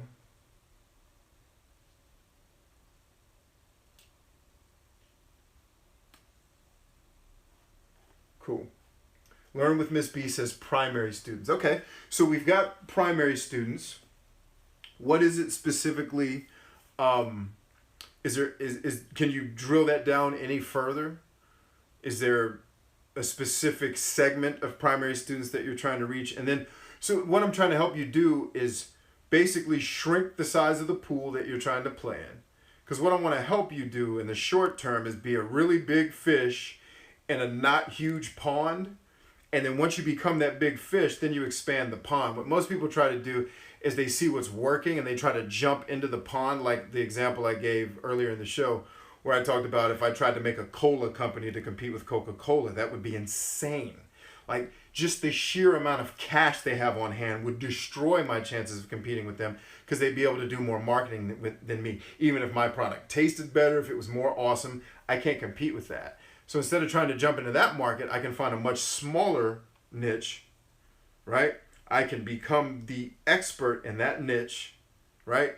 And then once I do that, then I can expand. Then I can start to branch out, because I have cornered this market. I call it the Genghis Khan principle, where if you looked at how he fought wars, he took all of his troops and just crushed a very specific place on the map. And once he completely crushed it, then he took all his troops and everything he gained from crushing that land and went and crushed the next one. All right, so if we can hone in on specifically who we're trying to reach, and then understanding what it is these primary students need the most, what do they want most, what do they need most, what is their biggest pain point, then we can start to focus on, okay, now I can make content that solves that problem. Because I'm telling you, I say it all the time, you make content that solves a problem, you're going to win. And a lot of times gamers will be like, well, my gaming videos aren't solving a problem. Wrong answer. Go look at Wells Knight's channel again. You don't think his content solves a problem? You don't think PewDiePie's content solves a problem? America is one of the most bored, spoiled countries on the planet. His content cures boredom for people that like it. You know, I don't watch it when I'm bored. I watch it because I teach a lot of gamers, so I need to know what's going on. But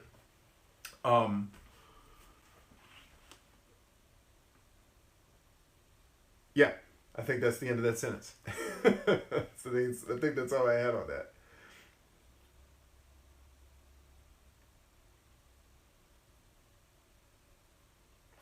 Okay, I love this question, and I love when I get this question. I can't wait to answer it. Any tips for staying motivated? I got off to a slow start and then quit months later. People started watching my old content and commenting. Now I want to get back into it, but I fear whatever you're going to fear. Here's the deal with motivation. Motivation is not what most people think it is. First of all, motivation is finite. Psychologists have even tried to map motivation into brain function, and I'm going to totally butcher this because I am not a neuroscientist. But the point is, this thing we call motivation is finite. The reason why you quit is because you didn't have a properly defined purpose. And I'm going to assume that what you were creating was mostly for you.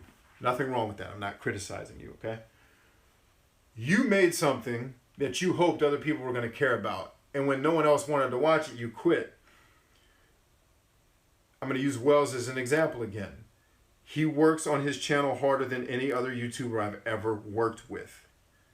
No one works as hard as him that I am aware of. I'm sure there are people, but I don't know them. But he never complains. He's never frustrated. I'm never hearing stories about he's thinking about quitting because he loves what he does. But he loves what he does because he started with a definite purpose in mind. And it was a purpose that was congruent with what he desired to do. You know, the example, so I physically train people in real life, right? So I take them to the gym and I beat on them for 45 minutes to an hour to try to help people stay healthy. So one of the things people will inevitably say to me in the gym is, I'm not motivated. I'm like, motivation's not your problem. I said, you don't want it bad enough. You don't want to win bad enough to hurt for it. That's your problem. Motivation is your problem. And this is the example I give everybody that gives me the motivation excuse, because it's an excuse. And I'm not saying that to criticize you or tear you down. Understand, I'm working to encourage your heart, right? Because this is going to help your life. Forget about YouTube for a second. This is going to help your life. Motivation is not your problem, right? All my friends that tell me, oh, I want to get in the gym, dude, I'm just not motivated. I said, no, you just don't want to be in shape bad enough. And you're not sick enough of being out of shape to get in the gym and work out with me. I said, because all he's like, I'm not motivated. I said, if I put you on an indoor track and lock the door, like, and pretend this indoor track you have to run in circles, and I put a lion on that track, you got two options: run or die. You're at least gonna give it a shot. You're never gonna tell me that I can't run for the lion because I'm just not motivated, because you're motivated to not die. I guarantee you, even if you're lazy, your biology is going to kick in and be like, we got to give this the bet. We got to climb a bleacher. We got to jump on a basketball hoop. Do something to get away from the lion. Why? Because you don't want to die. And when you want to win as bad as you don't want to die, you'll have all the motivation you need.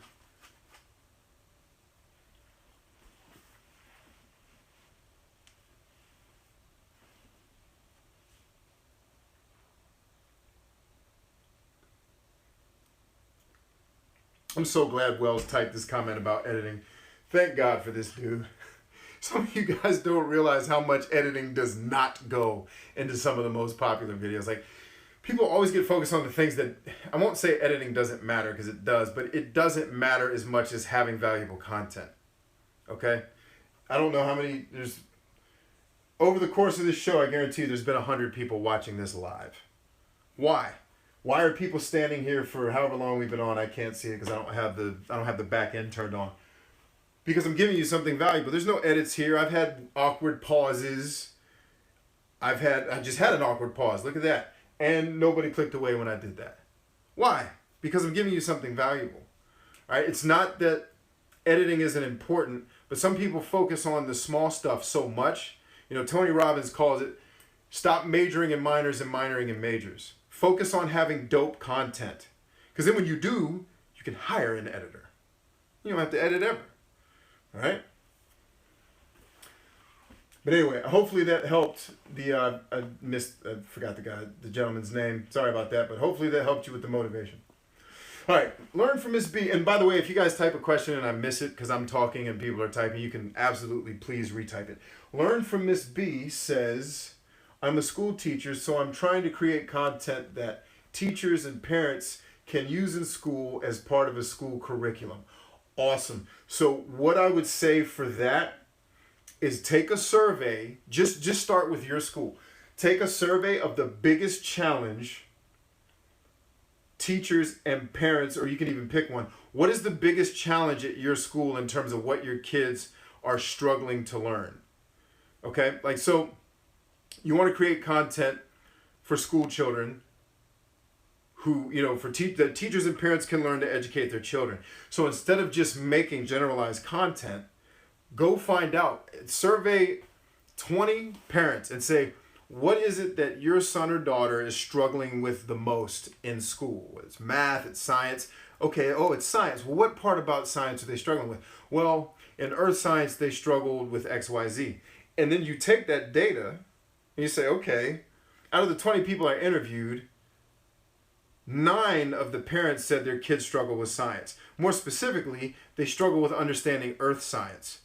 Then you have your platform to make your content, because now you're going to make content that's actually solving a problem, not generalized content. Like, it's going back to the example I gave where, you build the product and then you try to get people to come buy it, instead of going to the people and saying, what is it that you want? What is it that you need in your life? Tell me.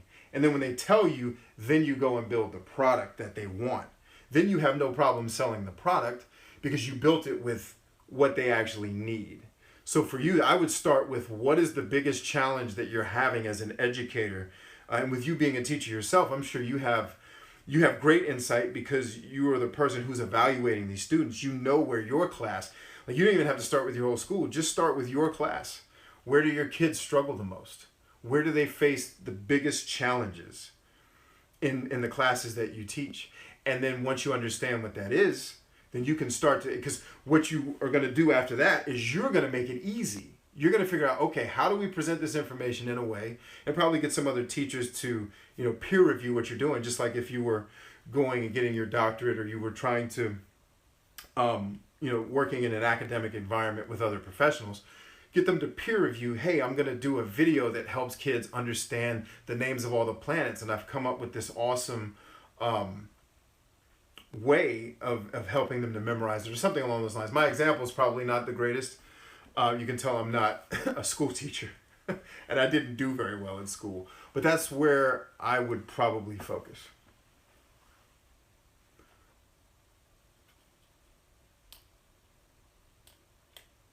Dark Prometheus is here. A long time, man. Good to see you.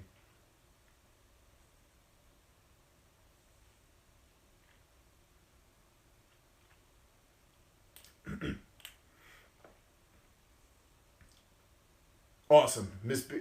Learn with Mrs. B says, perfect, thank you. It's my pleasure, man. And feel free, by the way, like, this doesn't have to be a one-time deal. If you go out and make something and you want, me to take a look at it, you can ship it to me. And I can take a look, because if you can teach me, you can probably teach anybody. But more than that, if there's other questions that you have after you've created things and things of that nature, you can shoot me an email, or you can come back to the channel, leave me a message. And specifically, I'm focusing on you because I think what you're doing is very valuable.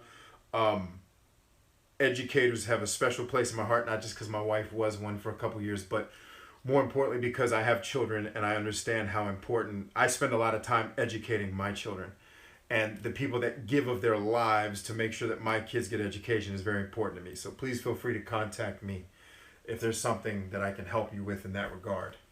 Okay. Jess says, make videos with the person in mind. That person will come and find their, yeah. Exactly right. It's like one of the jokes I always give. So I was in the communications world for a while, and I helped companies that just had no clue how to communicate properly. And their idea of communicating, and I've brought a lot of that to the YouTube space, their idea of how to do communications was, if we make it shiny and we make it with, one time I was told the video, it wasn't video, it was written content, needed more pizzazz. That's why people weren't engaging with it. And like, it was like being in the Twilight Zone. And I just, the analogy I used to always give, and it's slightly morbid, so not morbid, but kind of adult, if you will. I said, you ever notice crack dealers don't take out ads in the newspaper? Now, granted, other than the fact that crack is illegal, my point is, crack dealers don't have to go looking for their customers. Their customers, because I've lived in neighborhoods where we had a neighborhood crackhead. All right, so this joke doesn't just come, like, I've lived in the dude trying to sell me high heel pumps so he can get enough money to go get crack. I've lived in that neighborhood. All right, so the point that I'm trying to make is that dude, the dude selling the crack, never had to go far to find his audience. Why? Because he had something that they desperately wanted. When you have something that people desperately want, you're not going to have to work as hard to get them to come watch it. Right? Now, there's some things in understanding the platform, things that we teach in the academy in more detail that will help you. But at the end of the day, if you have dope content that serves a huge purpose, it will get found. One of the things I'm teaching tomorrow night in our VIP call is the value of shares. and I've been evaluating my personal brand channel, which is on a growth trajectory that's bigger than Alloy 7 at this point. And it's interesting because one of the things that's very unique to my personal channel is it gets a lot of shares on specific videos. Something that my best videos on Alloy 7 have never done. And I'm talking about videos that eclipse the video that's getting a ton of shares because it's still growing. It eclipses it by like 5 times. So in terms of viewership. And it's very interesting when you can boil down what is making people share this. Well, it's the fact that it's useful. Like, I am now not having to promote my videos anywhere because I have people doing it for me. Like, and they're sending me messages like, I'm going to send this to my friend because this was amazing. I'm like, oh, thank you so much. Right? When you can figure that out for your audience, you're not going to have to work as hard. I've seen people always ask me, where should I promote on, social media? And I won't get into, that's a whole separate discussion. But the point is, when you build it, they will come if you build it right.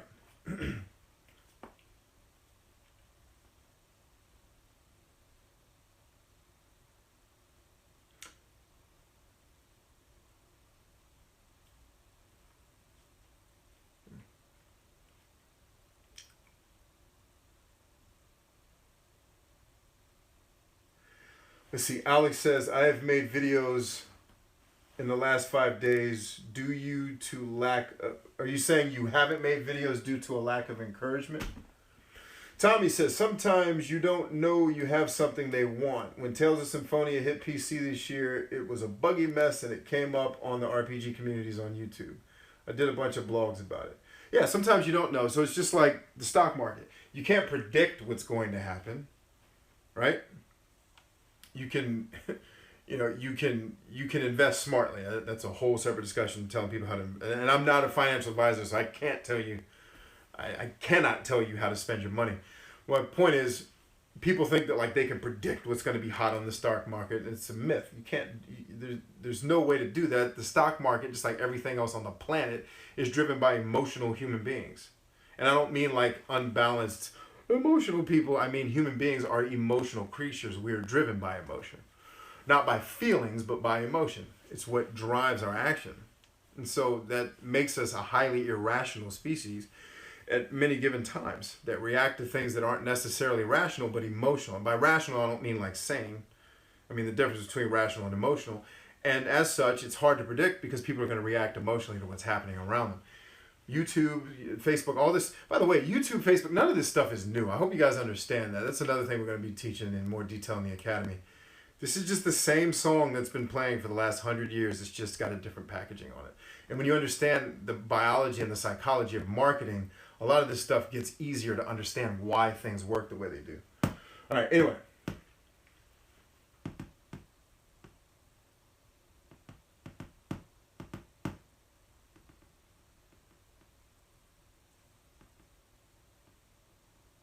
Yes, you rarely know something will do well, but you have to make an educated guess. Yes, and the educated guess comes from research. And then that's, you know what, that's a great segue into number 3. Now, the first 2 things we talked about, first 2 mistakes, or really the first 2 things people don't do. This is before we start the channel, or before we start regularly uploading content, and during the life cycle of the channel. This, we do maintenance here. This is after you've started your channel, and now you've got enough videos to start doing what? Measuring. All right, this is the other mistake creators make.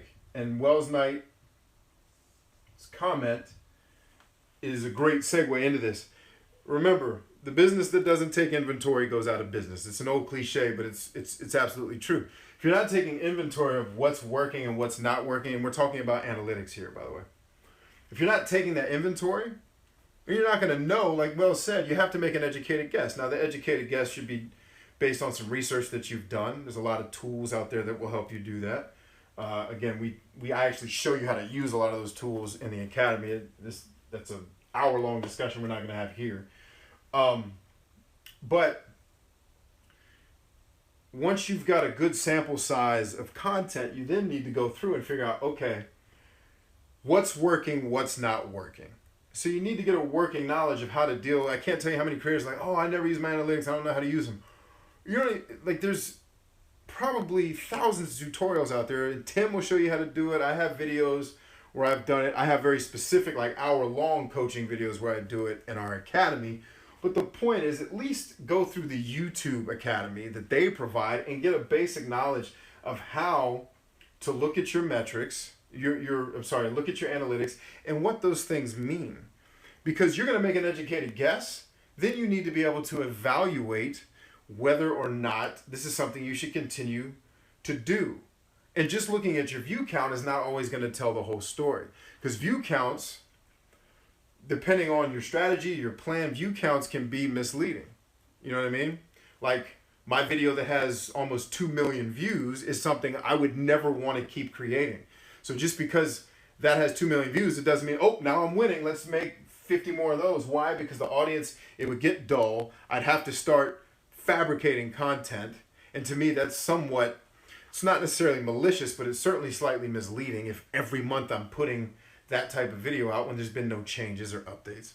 But the point is, you got to know what's working so you can double up or double down on what's working. And then you can cut the rest. Going back to what we were talking about with the Bible study videos from earlier. I had a lot of analytics, not just the insanely low amount of views, but the engagement. And, I can look at things like audience retention, for example, and it shows me that nobody cared. Like, out of the 20 people who watched this, they got through about 30 seconds or 8 seconds, whatever the case may be. I'm making those numbers up. It's not actual. But the point is, you have to take inventory, and you have to do this often. Those of you who worship your subscriber box, every time you think about looking at your subscriber box, instead go learn something new about analytics. Because you staring at your subscriber box is not going to make the number go up anymore. And your subscriber box, I don't know what your end goals are on YouTube, but I imagine it's not just to have 1 million people watching you. You want to have some type of either monetary or social benefit that comes from that. Just getting that number up isn't necessarily going to help you.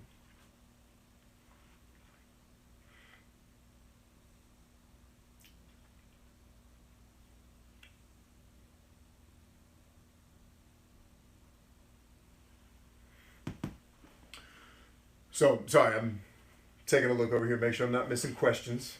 Not trying to ignore the folks here on camera.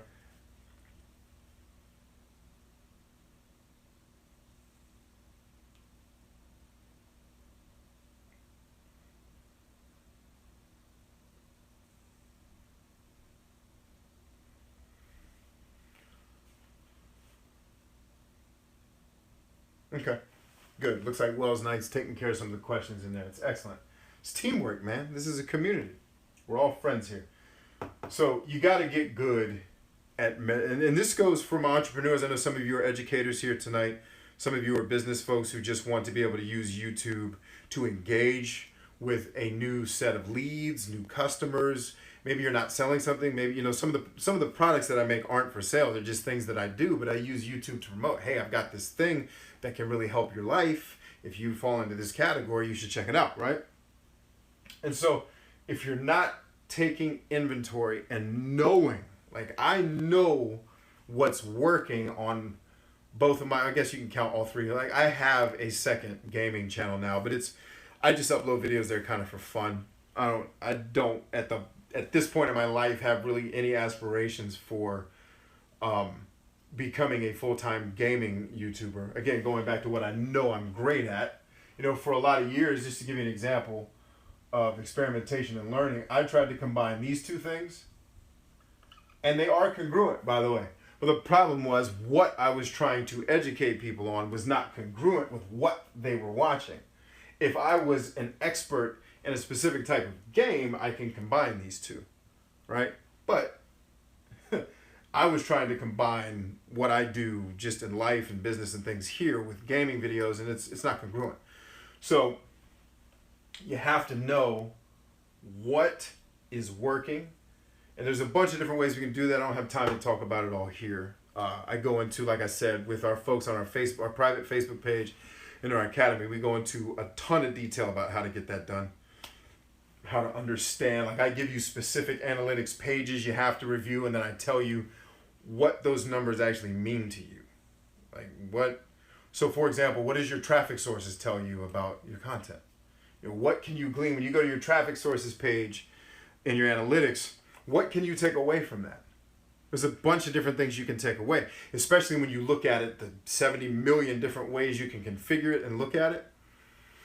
There's a lot of information that you can take from, okay, if I'm getting traffic on this topic and I'm getting traffic from this source, how do I then turn that into future creation that leads to more success? What's not winning based on looking at that page? And then if that's not winning, you divest. Warren Buffett, I think, is known for saying, and if you don't know Warren Buffett, he's one of the most wealthy people on the planet, friends with Bill Gates, owns an investment company called Berkshire Hathaway. You should know him, by the way. He's famous, I think, if I'm not mistaken, I think it's him. For every year, he divests from something that he's doing. Like, just, not doing that anymore, I'm done. Because I'm not getting the return on investment. And return on investment isn't just monetary. Sometimes it's, if I'm trying to help somebody and they're just not getting it, then I divest. Like, okay, they need to learn it on their own.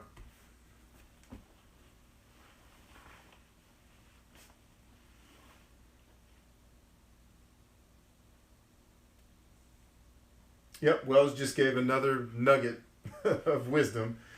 Go straight to the top of and by the top, I don't mean PewDiePie. I mean, go to the top of the person who's winning at what you do, and then just copy what they do. Don't copy their content, all right? Don't be a smart aleck somewhere watching this, either not live, because usually people who are live are the folks that I work with on a more frequent basis. But someone will watch this after the fact and be like, you mean copy all the videos? No. I mean, look at how they're playing, and figure out how you can apply their how to what you're doing. You make your what, but you can totally use their how. Because then you're not using their content, you're just doing, you're behaving in a way that's similar to the way that they're winning. All right.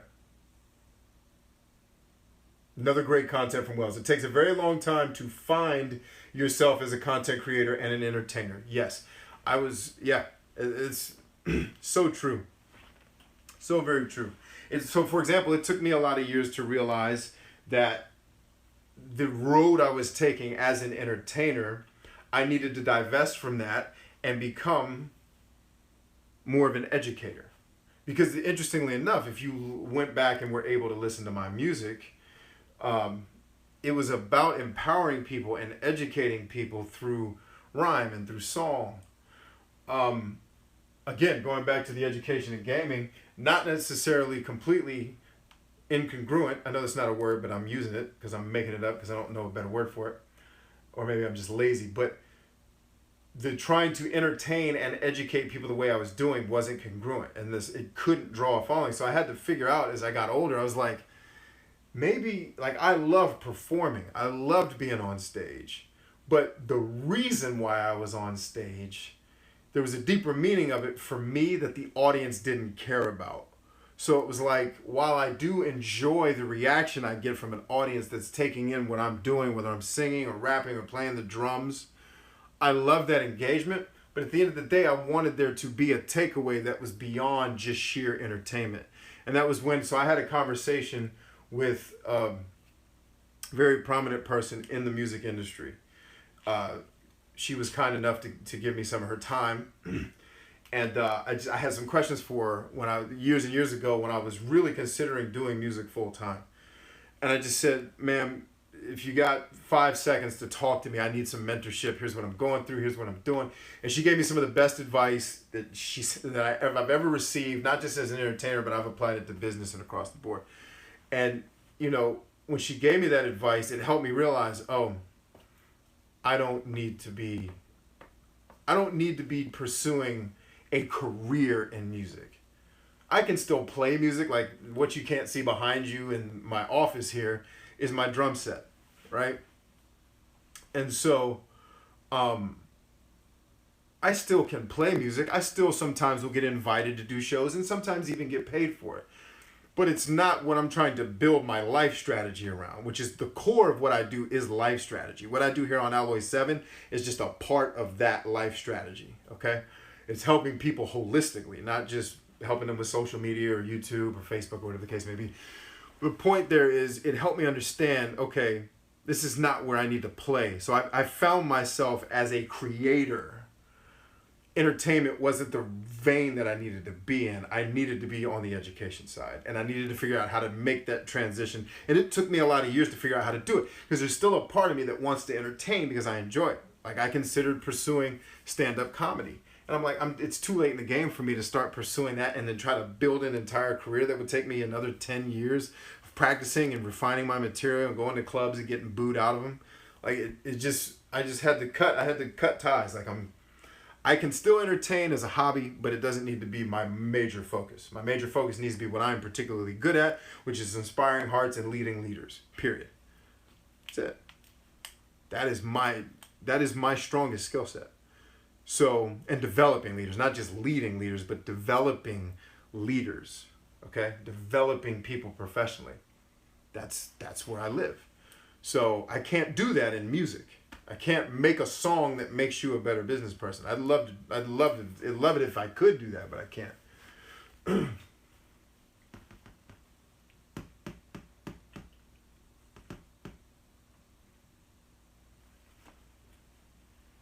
All right, so I have half a dozen videos sitting on my PC because I am nowhere near happy enough with them to show them. Look here. I could make some guesses about your personality type. We all have a perfectionist bone in our body to a degree. Here's the bottom line. Your first stuff is going to suck. That's the way it is. But you're never going to get to your better stuff until you can get comfortable with good enough is perfect. The videos are good enough. Well, I haven't seen them. I mean, unless they're just brazenly atrocious. Like, if you were nitpicking, like, one of the things I used to do was take all the breathing out of my reviews. Like, I would listen to every measure of the beat, and I would remove, oh, there's breathing, take it out. There's breathing. That's insanity. Okay, that's what I was doing when I was making a video a month and just playing around on YouTube back in the day. But most of the time, people are sitting on their stuff because they're expecting perfection. It's never going to happen. Your first stuff is going to suck. And comparatively, it's going to suck compared to how good you will get. And most people fear rejection. It's a biological response. Nothing wrong with that. We all deal with it. Because it's a survival mechanism. I'm afraid to put my stuff out there because if they hate on it, kind of on the surface, I don't want to get hated on, I don't want to get criticized, but it's a human biological reaction to getting ridiculed and ostracized. 10,000 years ago meant you got thrown out of the village and you got eaten by a saber-toothed tiger. That brain, we still have that. So the fear of rejection, the thing you have to remember, there's almost 8 billion people on the planet. 1 billion of them are on YouTube. So if you put out crappy videos that 4 people watch, those 4 people will probably never see you again. So you have nothing to lose and everything to gain by practice. Practice is the mother of skill. You will not get better if you just make 12 videos, leave it on your computer, and then just hope that it's just, I'm going to keep tweaking them until they're perfect. It's never going to happen. If they're 70% good, put them out.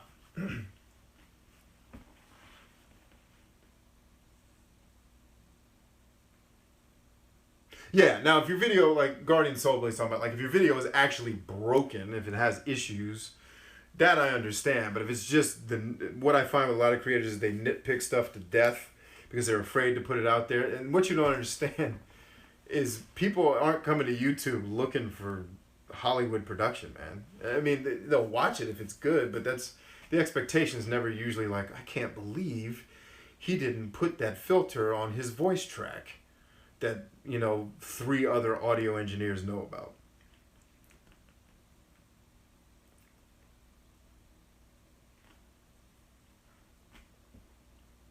It's hard to do that when I'm too critical. Well, the same thing I'll tell my people who tell me, hey, B, I want you to help me bench press 315 pounds is, well, it isn't getting any easier by you looking at the weights. It's going to hurt a little. That's how you get better.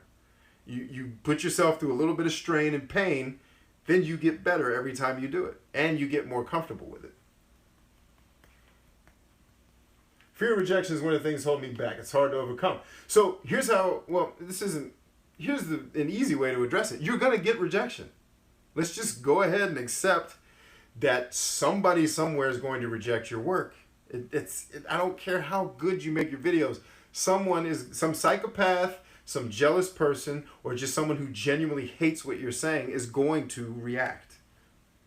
And if you can't get over that, then what you really have to start considering is putting yourself in public space where you need to be.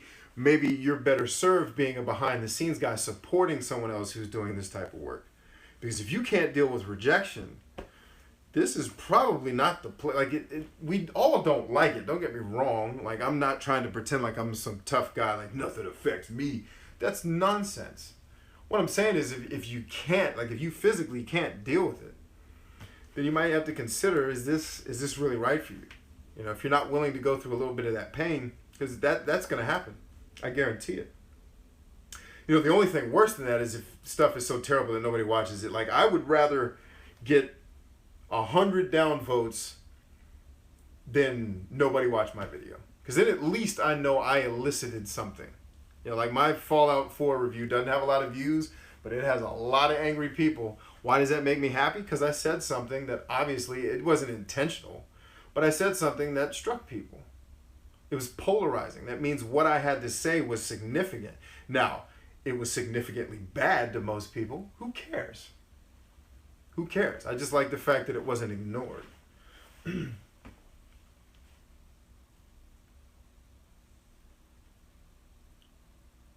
Well, it says everybody's videos are terrible. Yeah, especially in the beginning.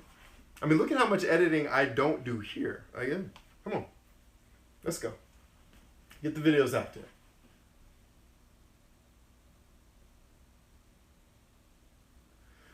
All right. Just yank the Band-Aid off. Don't try to finesse. Yep, there you go. Listen to the polite Canuck. It's good advice.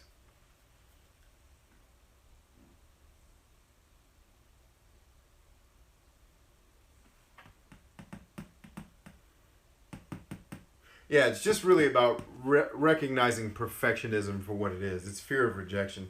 And once you realize you're going to get rejected, then you have to just weigh it. Is your desire to do this stronger than your desire to not feel rejection? If you can weigh them on a scale and your desire to make videos is even a little bit stronger than your desire to not face rejection, then you'll put the videos out. Otherwise you won't, and then you'll realize that maybe there's, somewhere else that folks need to play. Sunderland says, love you guys. Thanks for this. Love you too.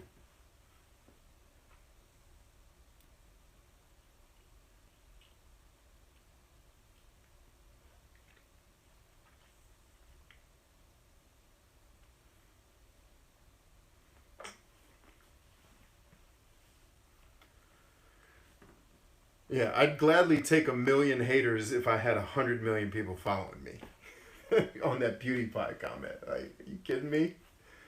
Yeah, I'd take 40 million haters if I had 100 people following me. Or maybe not 40. That'd be a lot of people. That'd be a large percentage of that. I wouldn't want that many people to hate, but.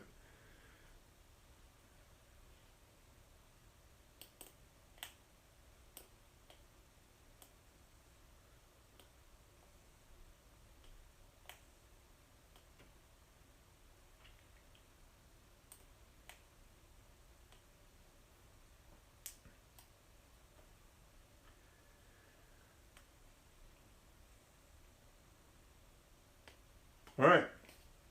It's a lot of good conversation going on in the comments section.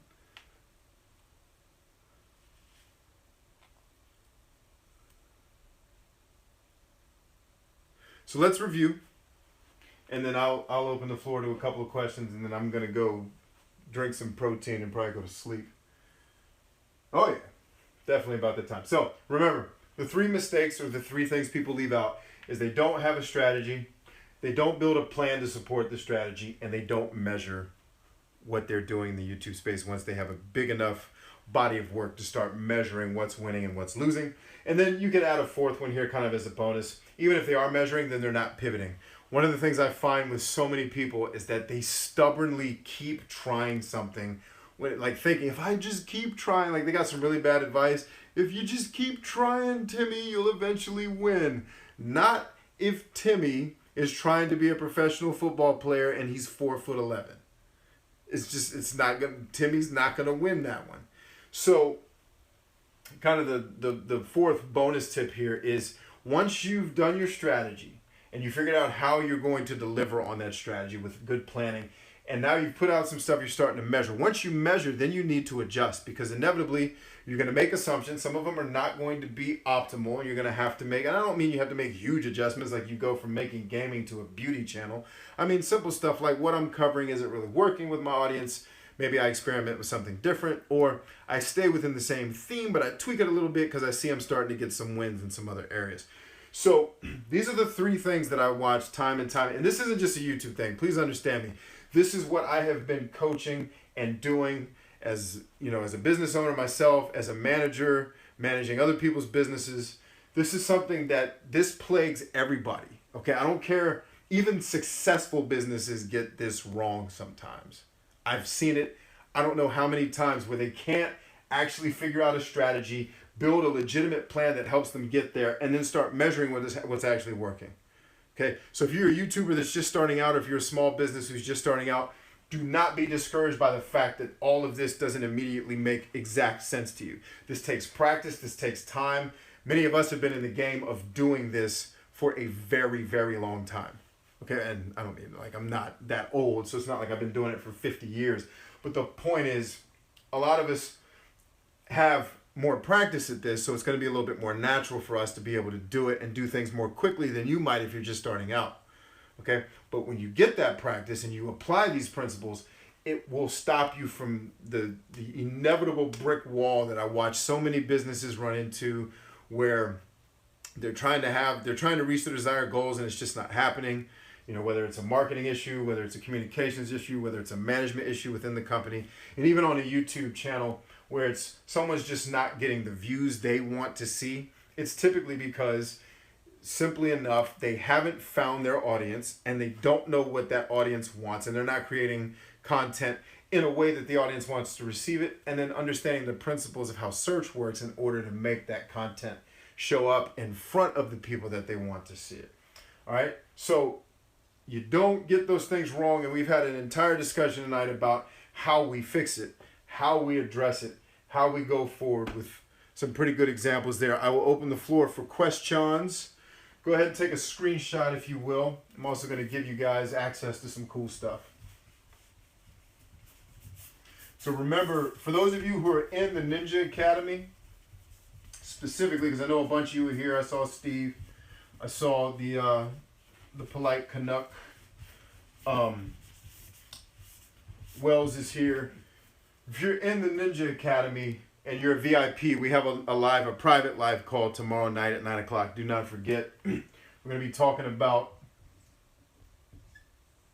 10, what did I call them? 10 principles, I think. No, it wasn't principles. That's why. It's pause for a second.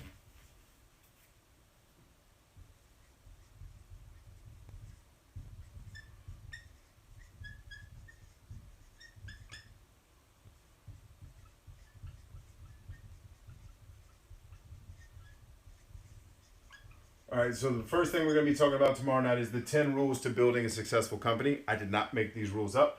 They were made up by a person who made over $100 billion in his lifetime. All right, that's a lot of billion, by the way. All right, next we're going to talk about, what was the second thing I said we're going to talk about? Oh, yeah.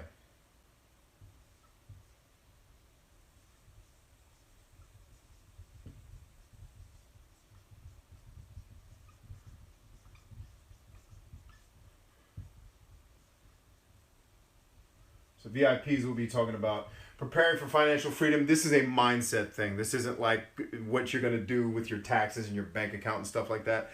It's more, this is a revelation I had, I want to say it was shortly after I started making 6 figures back when. And I had this revelation that went off in my head. And I was actually in coaching when it happened. I was going to see one of my coaches, and he was talking and he was walking me through something. I was like, wait a minute. And like I had this epiphany. It was like, you got to be freaking kidding me. And that was when I went hardcore at building my businesses up, because of what I realized about financial freedom and how much of it I didn't have, even though to the rest of the world, I was making what they would consider to be a lot of money. All right. 3, Wells touched on this actually tonight. Serial content versus like singular content, or I think I called it targeted content.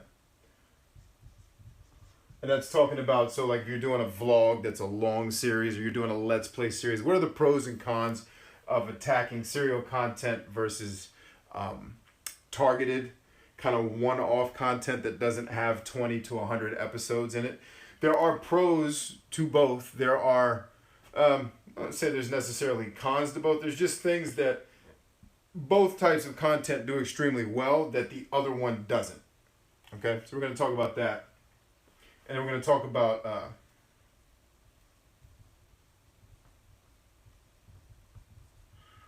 about social shares, why they're important, and how with my personal branded channel, in a very short time, I got more social shares than I think Alloy 7 has ever seen on its best videos. There's a lot more videos on Alloy 7, so I'm sure there's overall more social shares, but in a very specific sample size of a very few videos, there's been a lot of sharing that's gone on social networks and email and et cetera, and there's something very specific about why that's the case.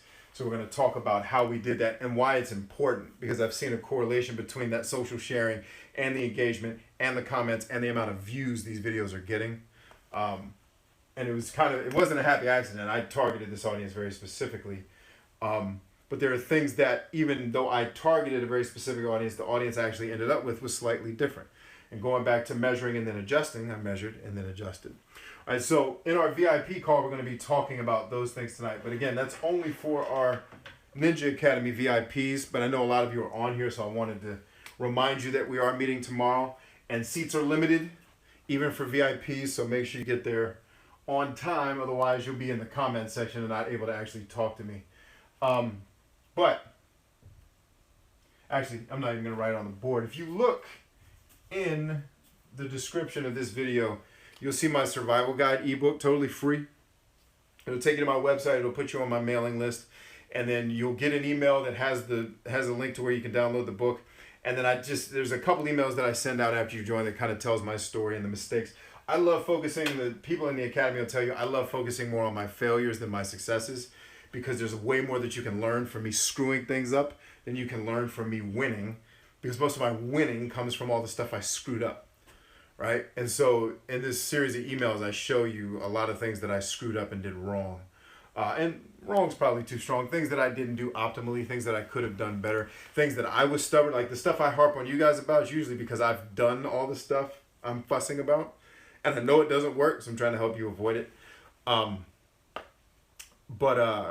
Yeah, the ebook is in there totally for free, but then the emails will come out and say, hey, here's some more tips, some things that you can, it tells you a little bit about my story and why I do what I do, and why I appreciate the folks that do come around and become a part of this, because I've always seen Alloy 7 as a community of people, not just me up here talking to folks, but it's us hoping to have a positive impact on the people that we reach in our lives, not just the people that I reach. And so the more people that I can bless with hopefully what you consider to be good content, the more people you will then go out there and pay it forward, because I know what it's like to have amazing mentors in my life.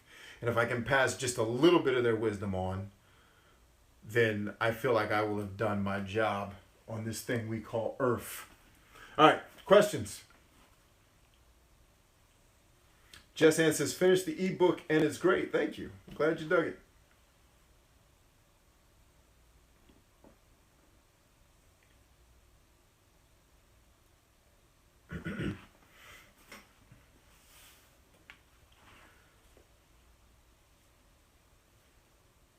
Cardi Soulblade says, I paid for the ebook. It was worth it. I'm glad you think so, my friend.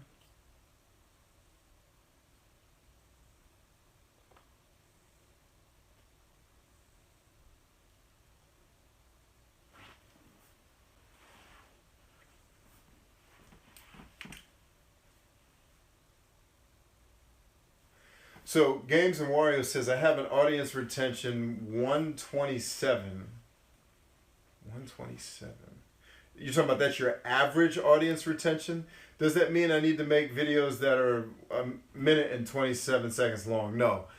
What that means is So you can't just look at the number. You need to understand why. So you need to actually start evaluating some of your videos. And when you look at the audience retention graph on your videos, you need to understand why are people abandoning. Because if it's an average of 127, you're going to have videos that have better retention. You're going to have videos that don't have good retention. And you need to evaluate both. Find a video that has really good retention. Let's say somewhere around 30 to 40% audience retention. For a gamer, if you're doing Let's Plays, that may be kind of high, depending on the type of Let's Plays that you make. But you want to figure out the videos that do well in retention. Watch the video and look at the graph and figure out, okay, people are abandoning at 10 minutes and 19 seconds. Why did they abandon? What did I change? And then in the videos where they bounce in a minute and 27 seconds, if it's a 40-minute video, figure out what you did in a minute and 27 seconds that made people not want to stick around. If you're doing Let's Plays can be a very hard sell unless you're doing something that's extremely compelling. Again, going back to you are an expert in your field, and you're able to educate somebody through something, or you are sensationally entertaining or endearing or inspiring. So, if it's a Let's Play, especially with serialized content, that's part of one of the things we're going to talk about in tomorrow's VIP call. That's a tough sell. By the time you get to episode 60, your views are gonna and your retention's gonna have done this. Like by the time you get to episode 60, it's usually your actively engaged subscribers that watch everything you do, and you've lost kind of that initial, like, ooh, wow, this is really cool, and then they're gone after that. And then, but some of them become subscribers on the initial video, and it trickles down over time. But like I think Wells said it earlier, like if you look at your views in a Let's Play series, but if you're talking about just one-off ad hoc videos, then you really need to evaluate in the videos that aren't getting great retention, look at why. And one of the things that I think a lot of creators don't do for some strange reason, go back and watch your videos and ask yourself, would I watch this? If the answer is no, like if you don't watch your own videos, like these types of videos I can watch because I learn while I'm, as strange as it may sound to some of you, especially if you've never been a coach before, I learn sometimes more than you guys learn just from me being up here and talking. Right? So I can go back and watch my old coaching videos, not because I love listening to myself talk, but because there's good information in there that sometimes I need to remember stuff I'm saying myself. Some of the Let's Plays that I've done back in the day, I have no desire to watch them. And if I don't want to watch them, chances are the rest of the audience isn't probably going to want to watch them either.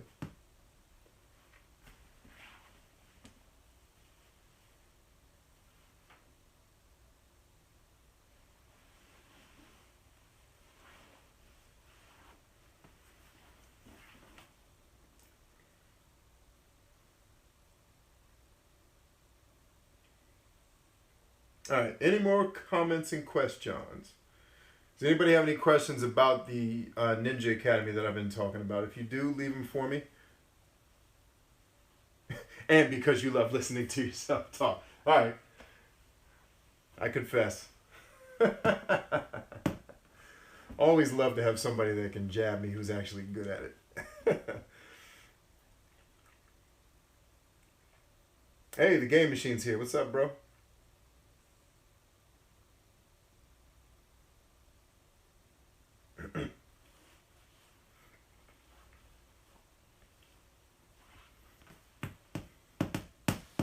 Yeah, I have a rule. Anybody is allowed to go into Tommy's question. You're allowed to burn me as long as you're good at it.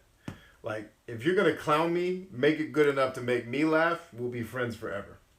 And Wells has been good at that for a long time, so.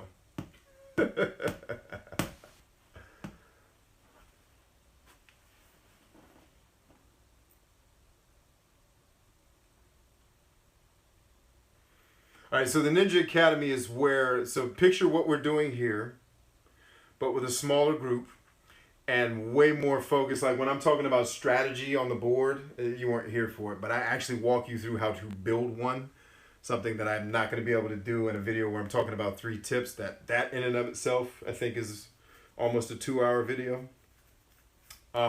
Also helping you understand specifically the principles. So in the Academy, we have belts. And so we have the green belt level, which is helping you understand the YouTube platform, how it works. What is search engine optimization? Why do you need to know it, live it, love it? How do you build a content strategy? Basically, how do you master and understand the YouTube platform and how you make content to feed it with a solid strategy. And we have the blue belt, which is advanced creator lessons, where we're helping you develop as a creator. Right? The green belt is helping you understand YouTube, how it works, and really how to find your voice and find where you should be focused. The blue belt takes that a step further and then elaborates on it to help you understand what makes you compelling. What type of content will you be drawn to based on things like your psychology, your personality type?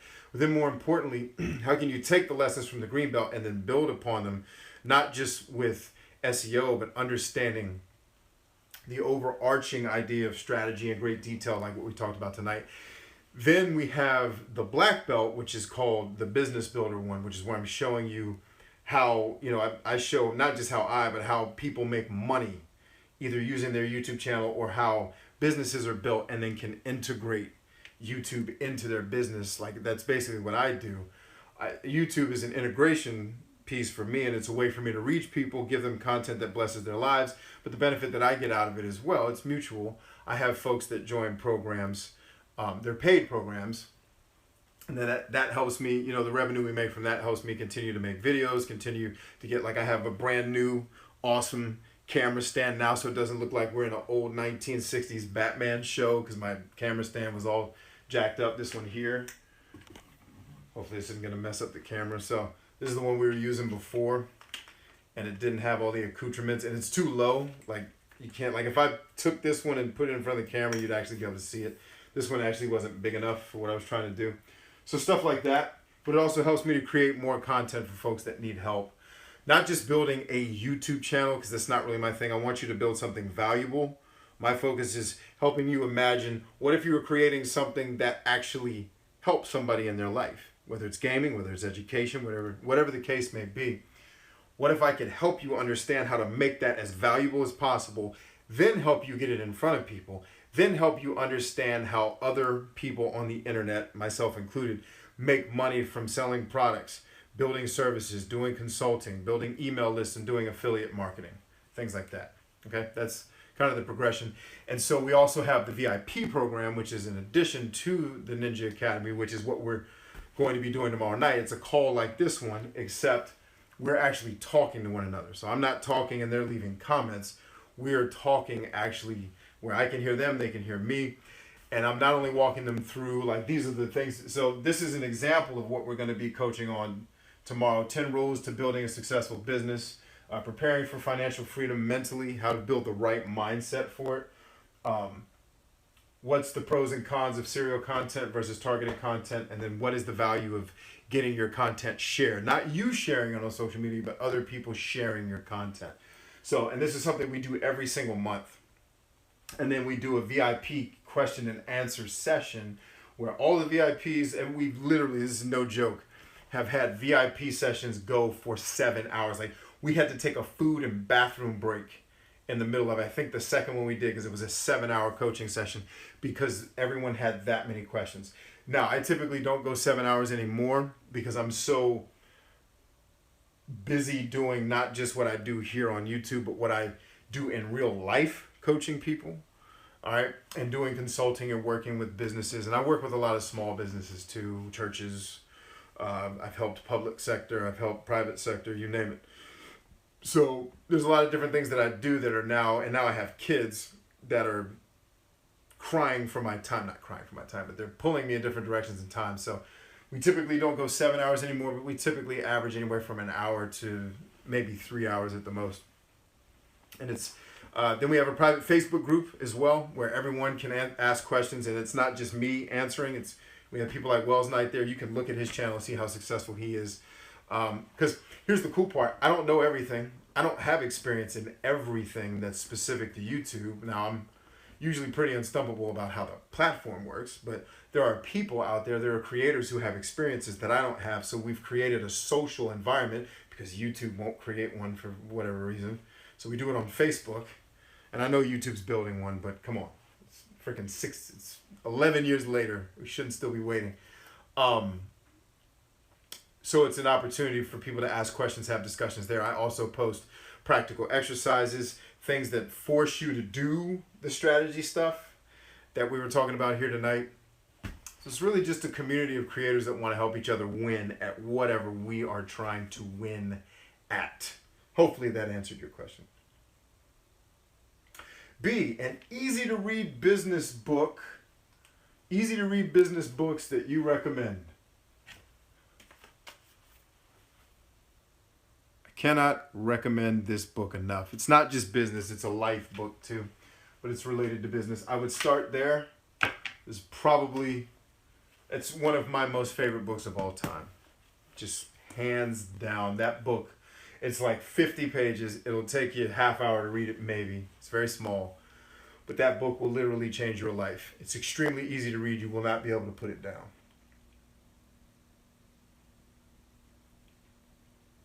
Double Pulse says, yeah, the real fun begins when I have to edit the video later. Yeah, and then you got to do the VIP videos too. That's going to be hilarious. But no, I do appreciate your help, brother. And thank you for engaging with me on Facebook to get those changes done.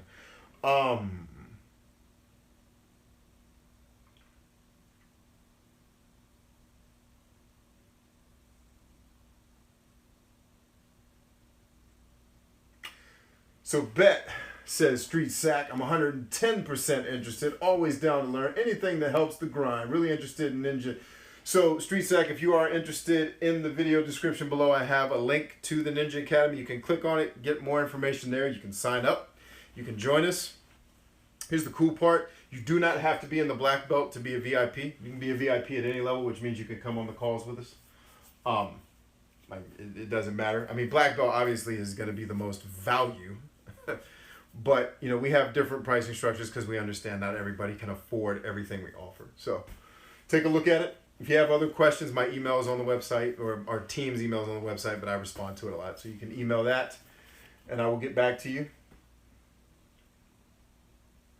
Oh, I'm sorry. Just saying, the book is, I'm sorry, I totally should have said it out loud. The book is called Managing Oneself by Peter Drucker. I apologize. I realized I held it up to the screen and didn't say what it was.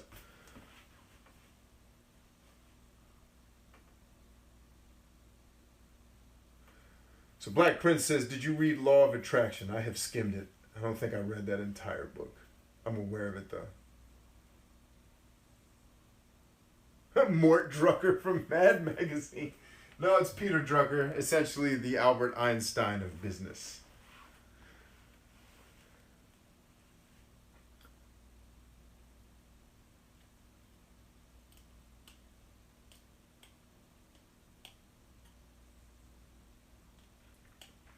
Anonymous says, do you have payment plan options? Send me an email. Let me know what you need. We'll discuss it. There have been folks that I've set things up where they can do payment plans if they can't. If you know, like if you got to you got to manage your money to where you can't just drop a lump sum on what we're doing, it's totally fine. Shoot me an email. Let me know, you know, what your needs are. You don't need to tell me your bank account, you know, or your entire personal life. Just give me an idea of where you are and how I can help you with that, and then we'll try to work something out.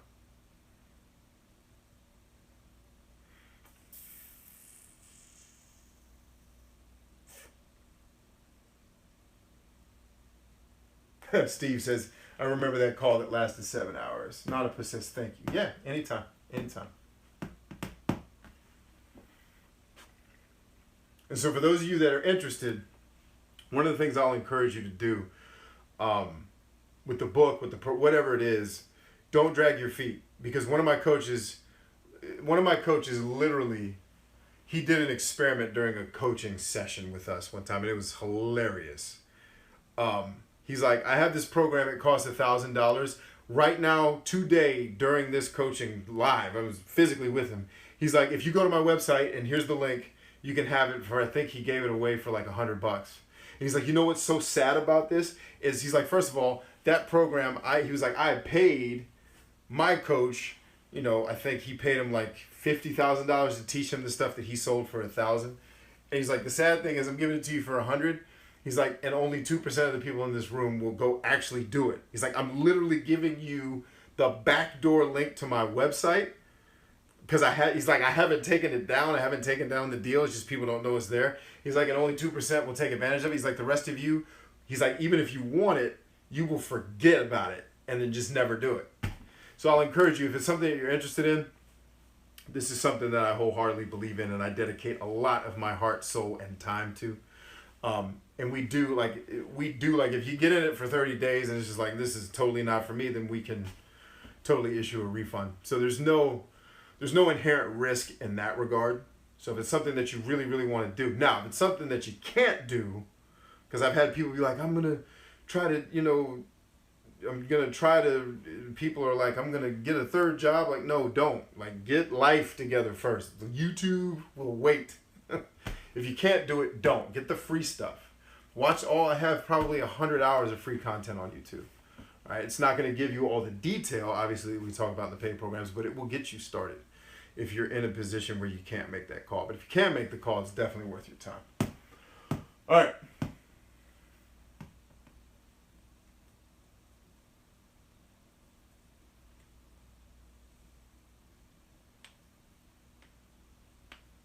All right, any more questions? If not, I'm going to drink a protein shake and go to bed. Don't forget VIPs, call tomorrow 9 p.m. I may start slightly early, depending on what time my children go to sleep. If I do, don't worry, I will send you all an email and post in the Facebook group to let you know that's happening. So yeah, don't forget, you don't want to miss tomorrow's call, I'm telling you. Granted, if you're a VIP, it goes into the VIP section. You can watch it later. But I watched the statistics of how many people watch the 3-hour videos after they've been posted who weren't on the live call. It's usually less than half of the people. And I know it's a time commitment. Believe me, I know. But you have to, one of my coaches, he drills us in the head. He's like, never work with people who are cheap about their self-development. And cheap is not just a money thing. It's cheap with your time too. Like, if we have time to spend 60 hours playing a video game, we certainly have an hour and a half to do something that's going to make what we do, not just on YouTube, but in general, that much more effective. All right, so, I don't have to tell the ninjas that. You guys, well, some of you I do. But most of the ninjas, I don't have to say that to. Be mentally tough, all right? And I never say these things to discourage or tear anybody down. Everything I'm saying is to uplift you. And sometimes uplifting you is putting this in your fourth point of contact, otherwise your butt, to get you to move forward. Sometimes coaches have to do that for you. Let's see. Jess Ann says, there's something I want to look into. It's hard with college. Something, yep, totally understand. Totally understand. Don't sweat it.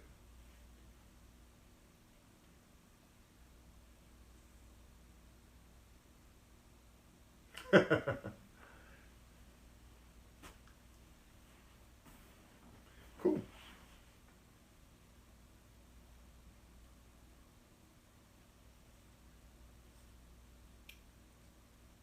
Yes, the Ninja Academy program is good for musicians as well.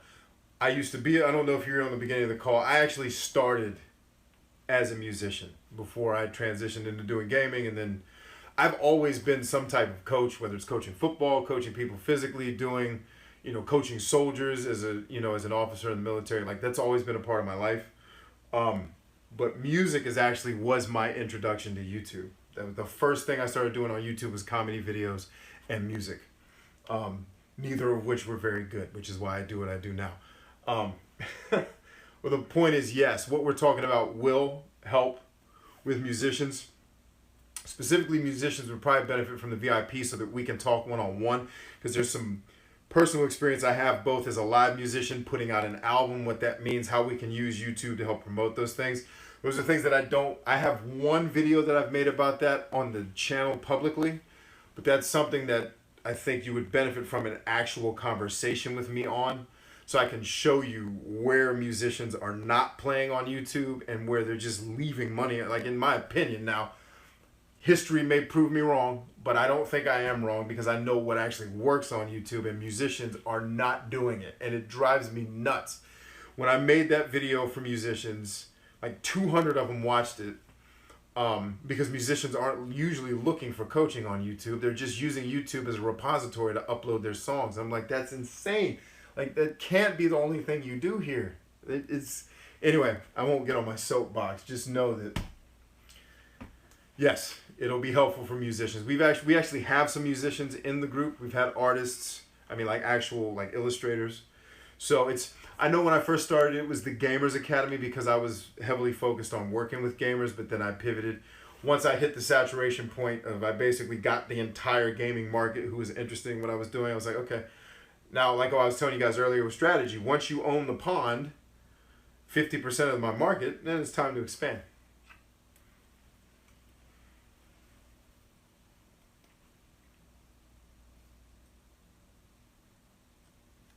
Cool. Last call for questions, and I'm going to get a protein shake and I'm going to bed, yo. It's got to happen. I need some more warm tea too. Now this is cold. Last call for questions. Get them in now or I'm bouncing.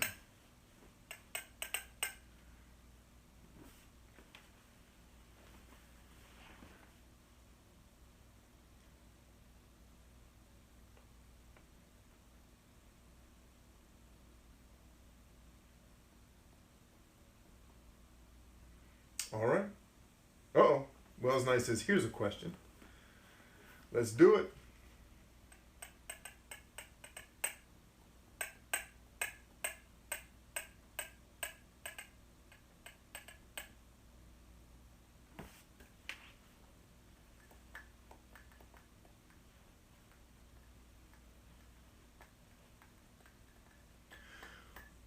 What's the best way to collaborate with someone outside your country? Who is your favorite content creator and why is it me? Oh man, no, you're one of them, dude. And I'll tell you why. Because you have the heart of a lion, bro. And I mean that. I'm not trying to be corny. I don't know many other people who put in the amount of work you do for the reason you do. So I have a lot of respect for what you create. That's why you're on my list. That's why you're in my book too. Seth Keith says, what's the best way to reach out and collaborate with someone in another country? The same way you... So I made a whole video last week. The last week's episode was dedicated to collaborations. Definitely go watch that because you're going to get a better answer than I could cobble together here in the last 30 seconds before we get ready to adjourn. You have a good night too, Wells. Always a pleasure to see you, man. Jess says, the Mac guy, he just misses them. Ask again. Yeah, I do miss them.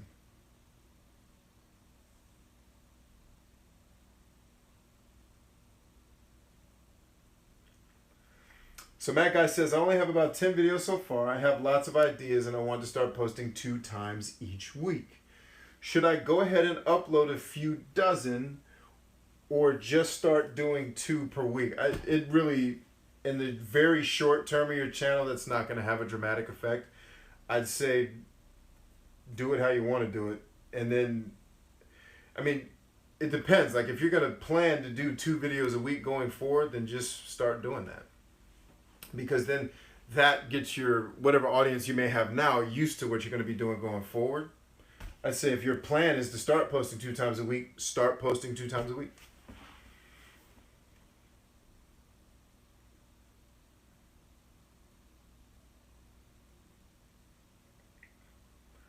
Do I have paid to be on a call with you? I don't think I understand the question. Games of Wario says, are you saying, so to be on a call with me means you are one of a couple of things. You're in the academy as a VIP. I do some very, very limited personal one-on-one coaching, but it's usually not YouTube stuff, or at least if YouTube is involved with it, it's not the only thing we're working on. So yes, it's not, you're not paying to talk to me. It's just the people that I bring into my life are in my programs. Otherwise, I'd be getting a lot of phone calls. And my wife is not going to have me on the phone talking to YouTubers all night.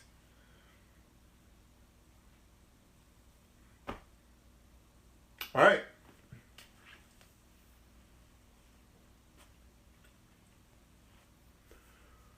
All right, so Game Machine asks, is there value in video reviews compared to Let's Plays? You would have to make that question way more specific for me to give you an answer that's not just going to be fluff. I mean, there's value in both. Like, reviews do one thing, Let's Plays do another. Like, I wouldn't value one over the other. It depends on what you're like. I can look at Angry Joe's channel and see that he has 100% attach rate. Reviews are doing pretty good there. I can go on somebody else's channel and see they got 15 million views on a Let's Play. So they're two different vehicles to accomplish two different things. So trying to compare them to say which one is better than the other is really not, I don't think you'd find much value in that. If you're trying to figure out which one you should be doing the one you like, first of all, and the one that you're the best at. And the one your audience wants to see. I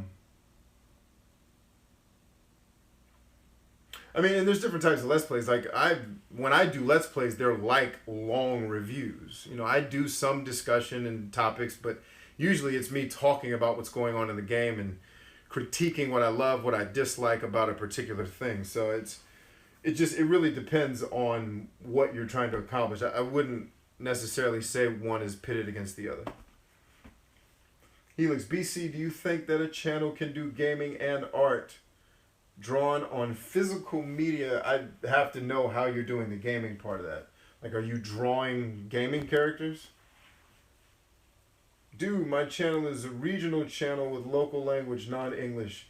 If I add the English subtitle, it helps to attract foreign country or not. My English is not very good though. Yeah, I mean, if you're adding subtitles to your video, that's going to help it in terms of SEO for sure. Even if your English isn't the best, it's better than nothing, unless, you know, your English there is pretty decent. About growth, mine feels stagnant. Been around 300 subs. Views usually capping around 70.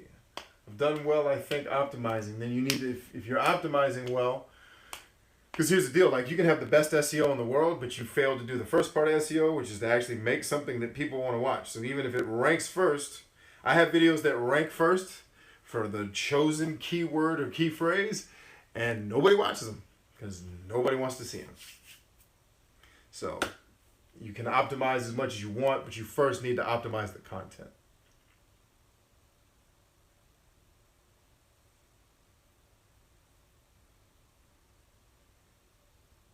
Yeah, Wells brings up a good point. So for the average entertainment channel, I'll throw gaming in there as well, you should expect a 15% attach rate, meaning 15% of your subscriber base. You take 15% of your subscribers, that should equal your average views per video. And then you can pretty much say that you are a relatively successful channel at that stage.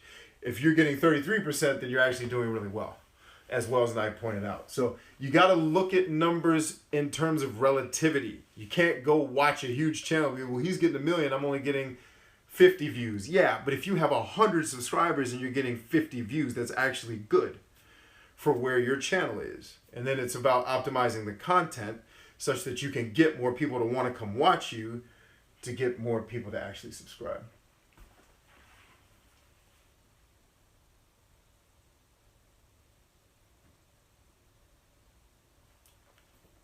So even people like Joe does gameplay videos on top of reviews. So I was curious because I saw a shift in many creators doing both. Well, yeah, the shift, I wouldn't necessarily think it's a shift. Let's Plays are insanely popular, right? Reviews, I wouldn't say that people are creating them less because they're less popular. They're harder to make. You have to record all the footage. You have to write your review. Then you have to record your review, depending on how long it is. Then you got to sync up the video with what you're talking about. I mean, if you're doing what I would consider to be a good review, what's happening on screen should reflect what you're talking about. That's a lot harder video to make and to get it out. Let's Plays, you can crank out a number of Let's Plays every single day if you're disciplined about your system. So I wouldn't look at it as a lot of channels switch to Let's Plays because they're easier to produce. And by easier, I mean easier to film it and get it to market than it is for making a review. Review requires, depending on how you do your reviews. But there are still people who watch reviews like that. That's probably never going to go anywhere. You know what I mean? Consumer reviews, there'll be less people that do them because it's harder to compete. But they're not going anywhere. But that's not your real question. I know you, so I know what you're struggling with is which one do you do? Which one do you suck at less? AKA, which one are you really good at? If you're good at both, do both. If you're really good at one, do that one. Focus on where you can actually win.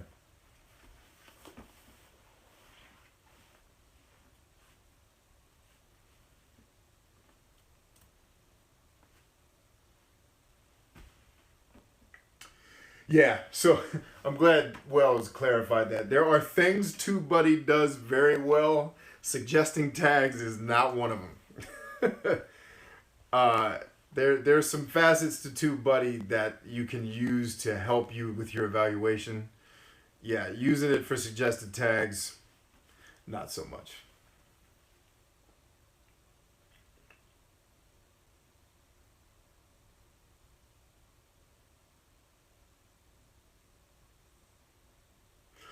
Okay, so Games and Wario says, so with 11,000 subs, you're getting 500 to 600 views. Is that bad?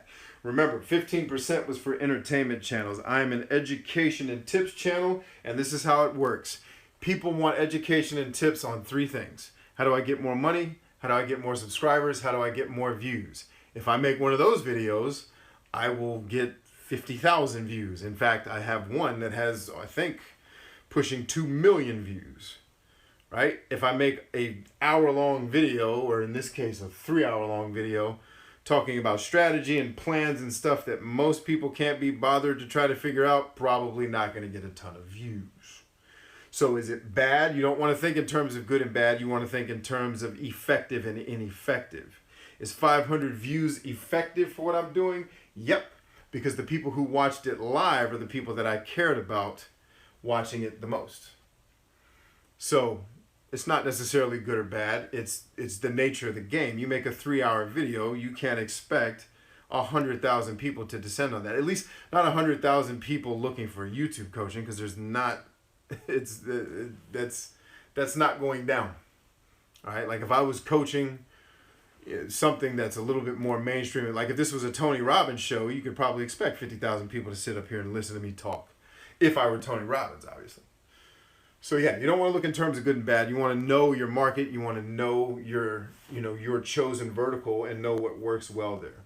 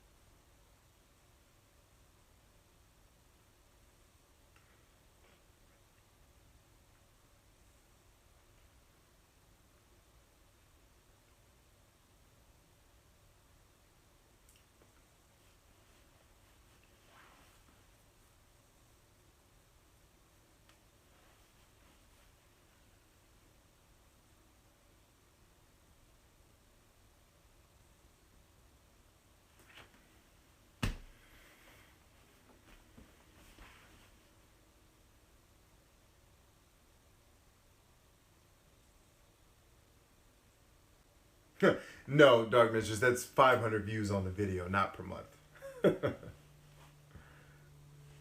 Or unless he was talking, if you're still talking about his question to me, then no. If it's something else, then I'm not sure.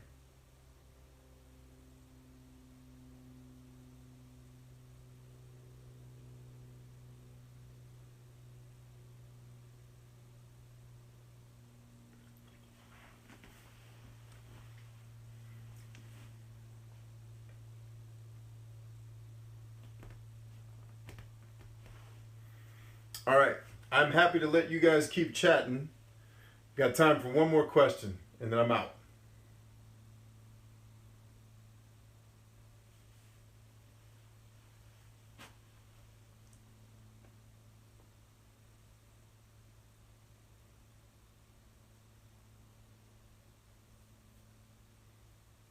Wells brings up a good point. You probably have a highly ranked search term. If you did your tags properly, this is actually a place where TubeBuddy will serve you well, because TubeBuddy will tell you which one of your tags, if your tags match your search terms that you're targeting, are performing well. It'll actually rank them.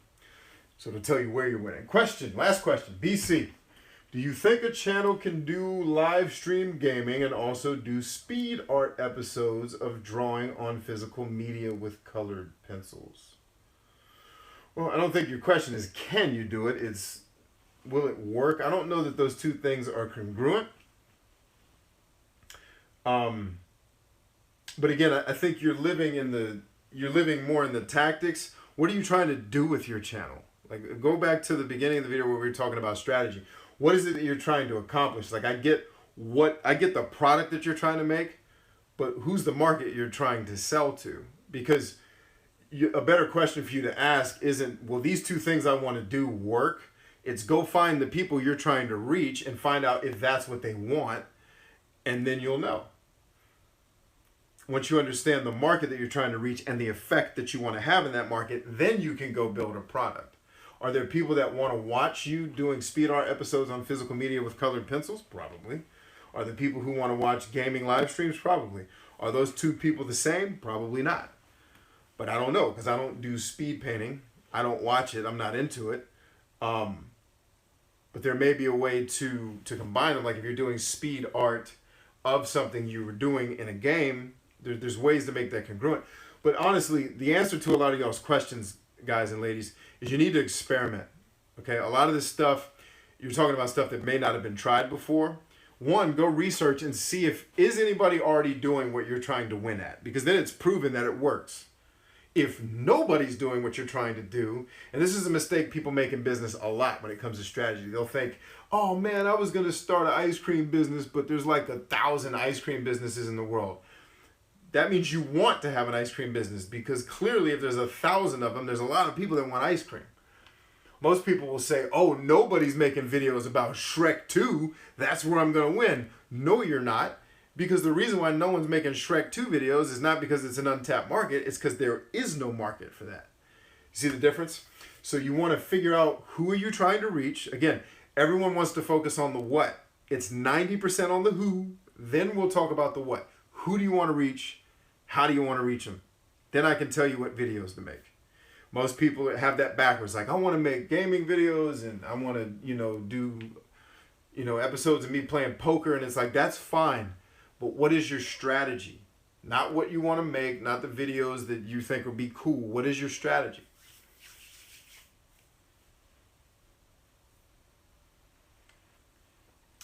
What do you think is the single most important character personality trait to have for a content creator? It's the same for a content creator. It's the same for a salesman. It's the same for a person who's trying to go find a job. It's the same for a person who's trying to lead soldiers into combat. And it's called persuasion.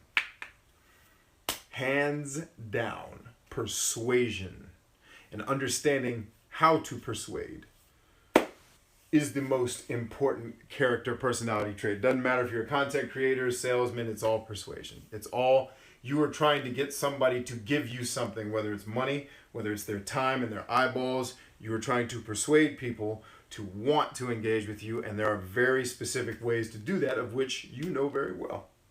So I'd say that you're a pretty persuasive dude. Now, the Shrek 2 rabbit hole. Y'all knew I wasn't going to let him get away without a Shrek 2 reference.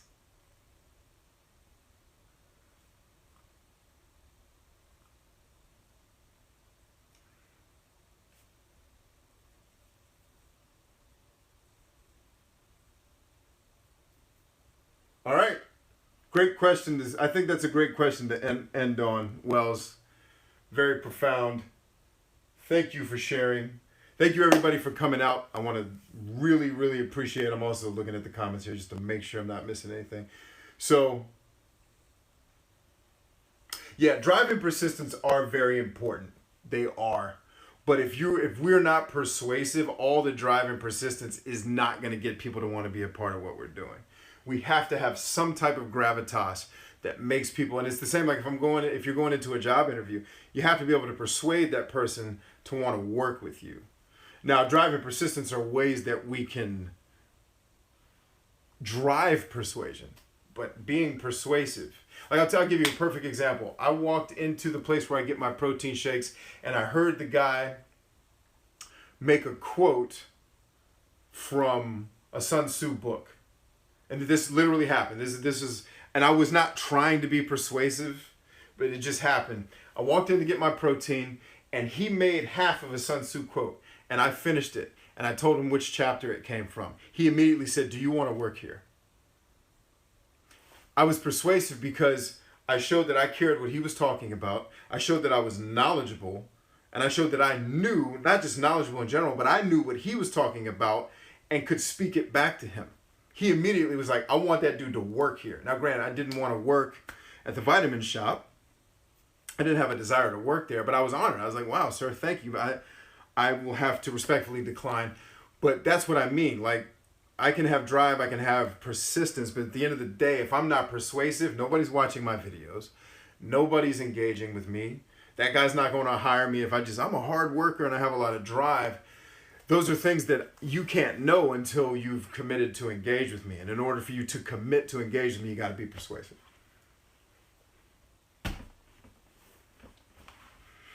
Boom.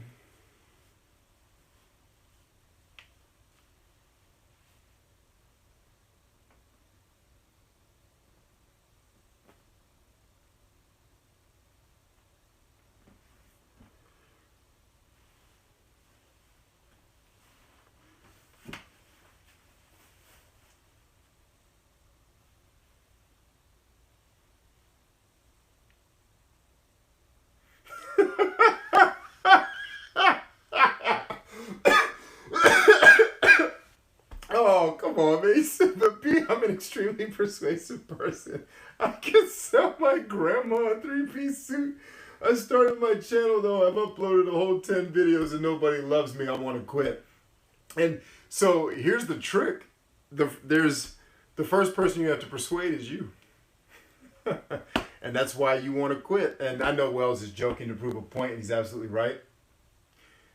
The first person you have to persuade is you. Because nobody will believe you if you don't believe you. And the people who want to quit aren't in the game. They want to quit because they don't believe in themselves.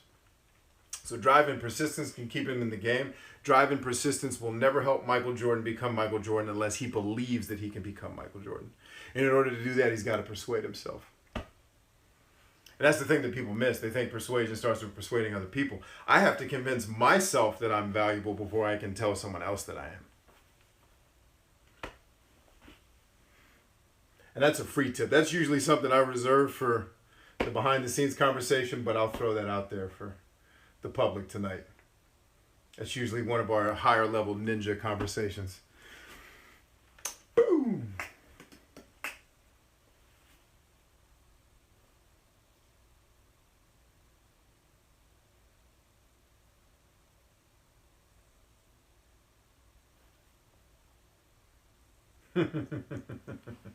Drive and persuasiveness. Sweet, sweet. All right, ladies and gents, thank you, Wells, very much for helping us facilitate the conversation here tonight. Thank you to Double Pulse. Thank you to everyone else that is a part of what we do here. I need to fix the fact that Double Pulse is not a moderator on my channel.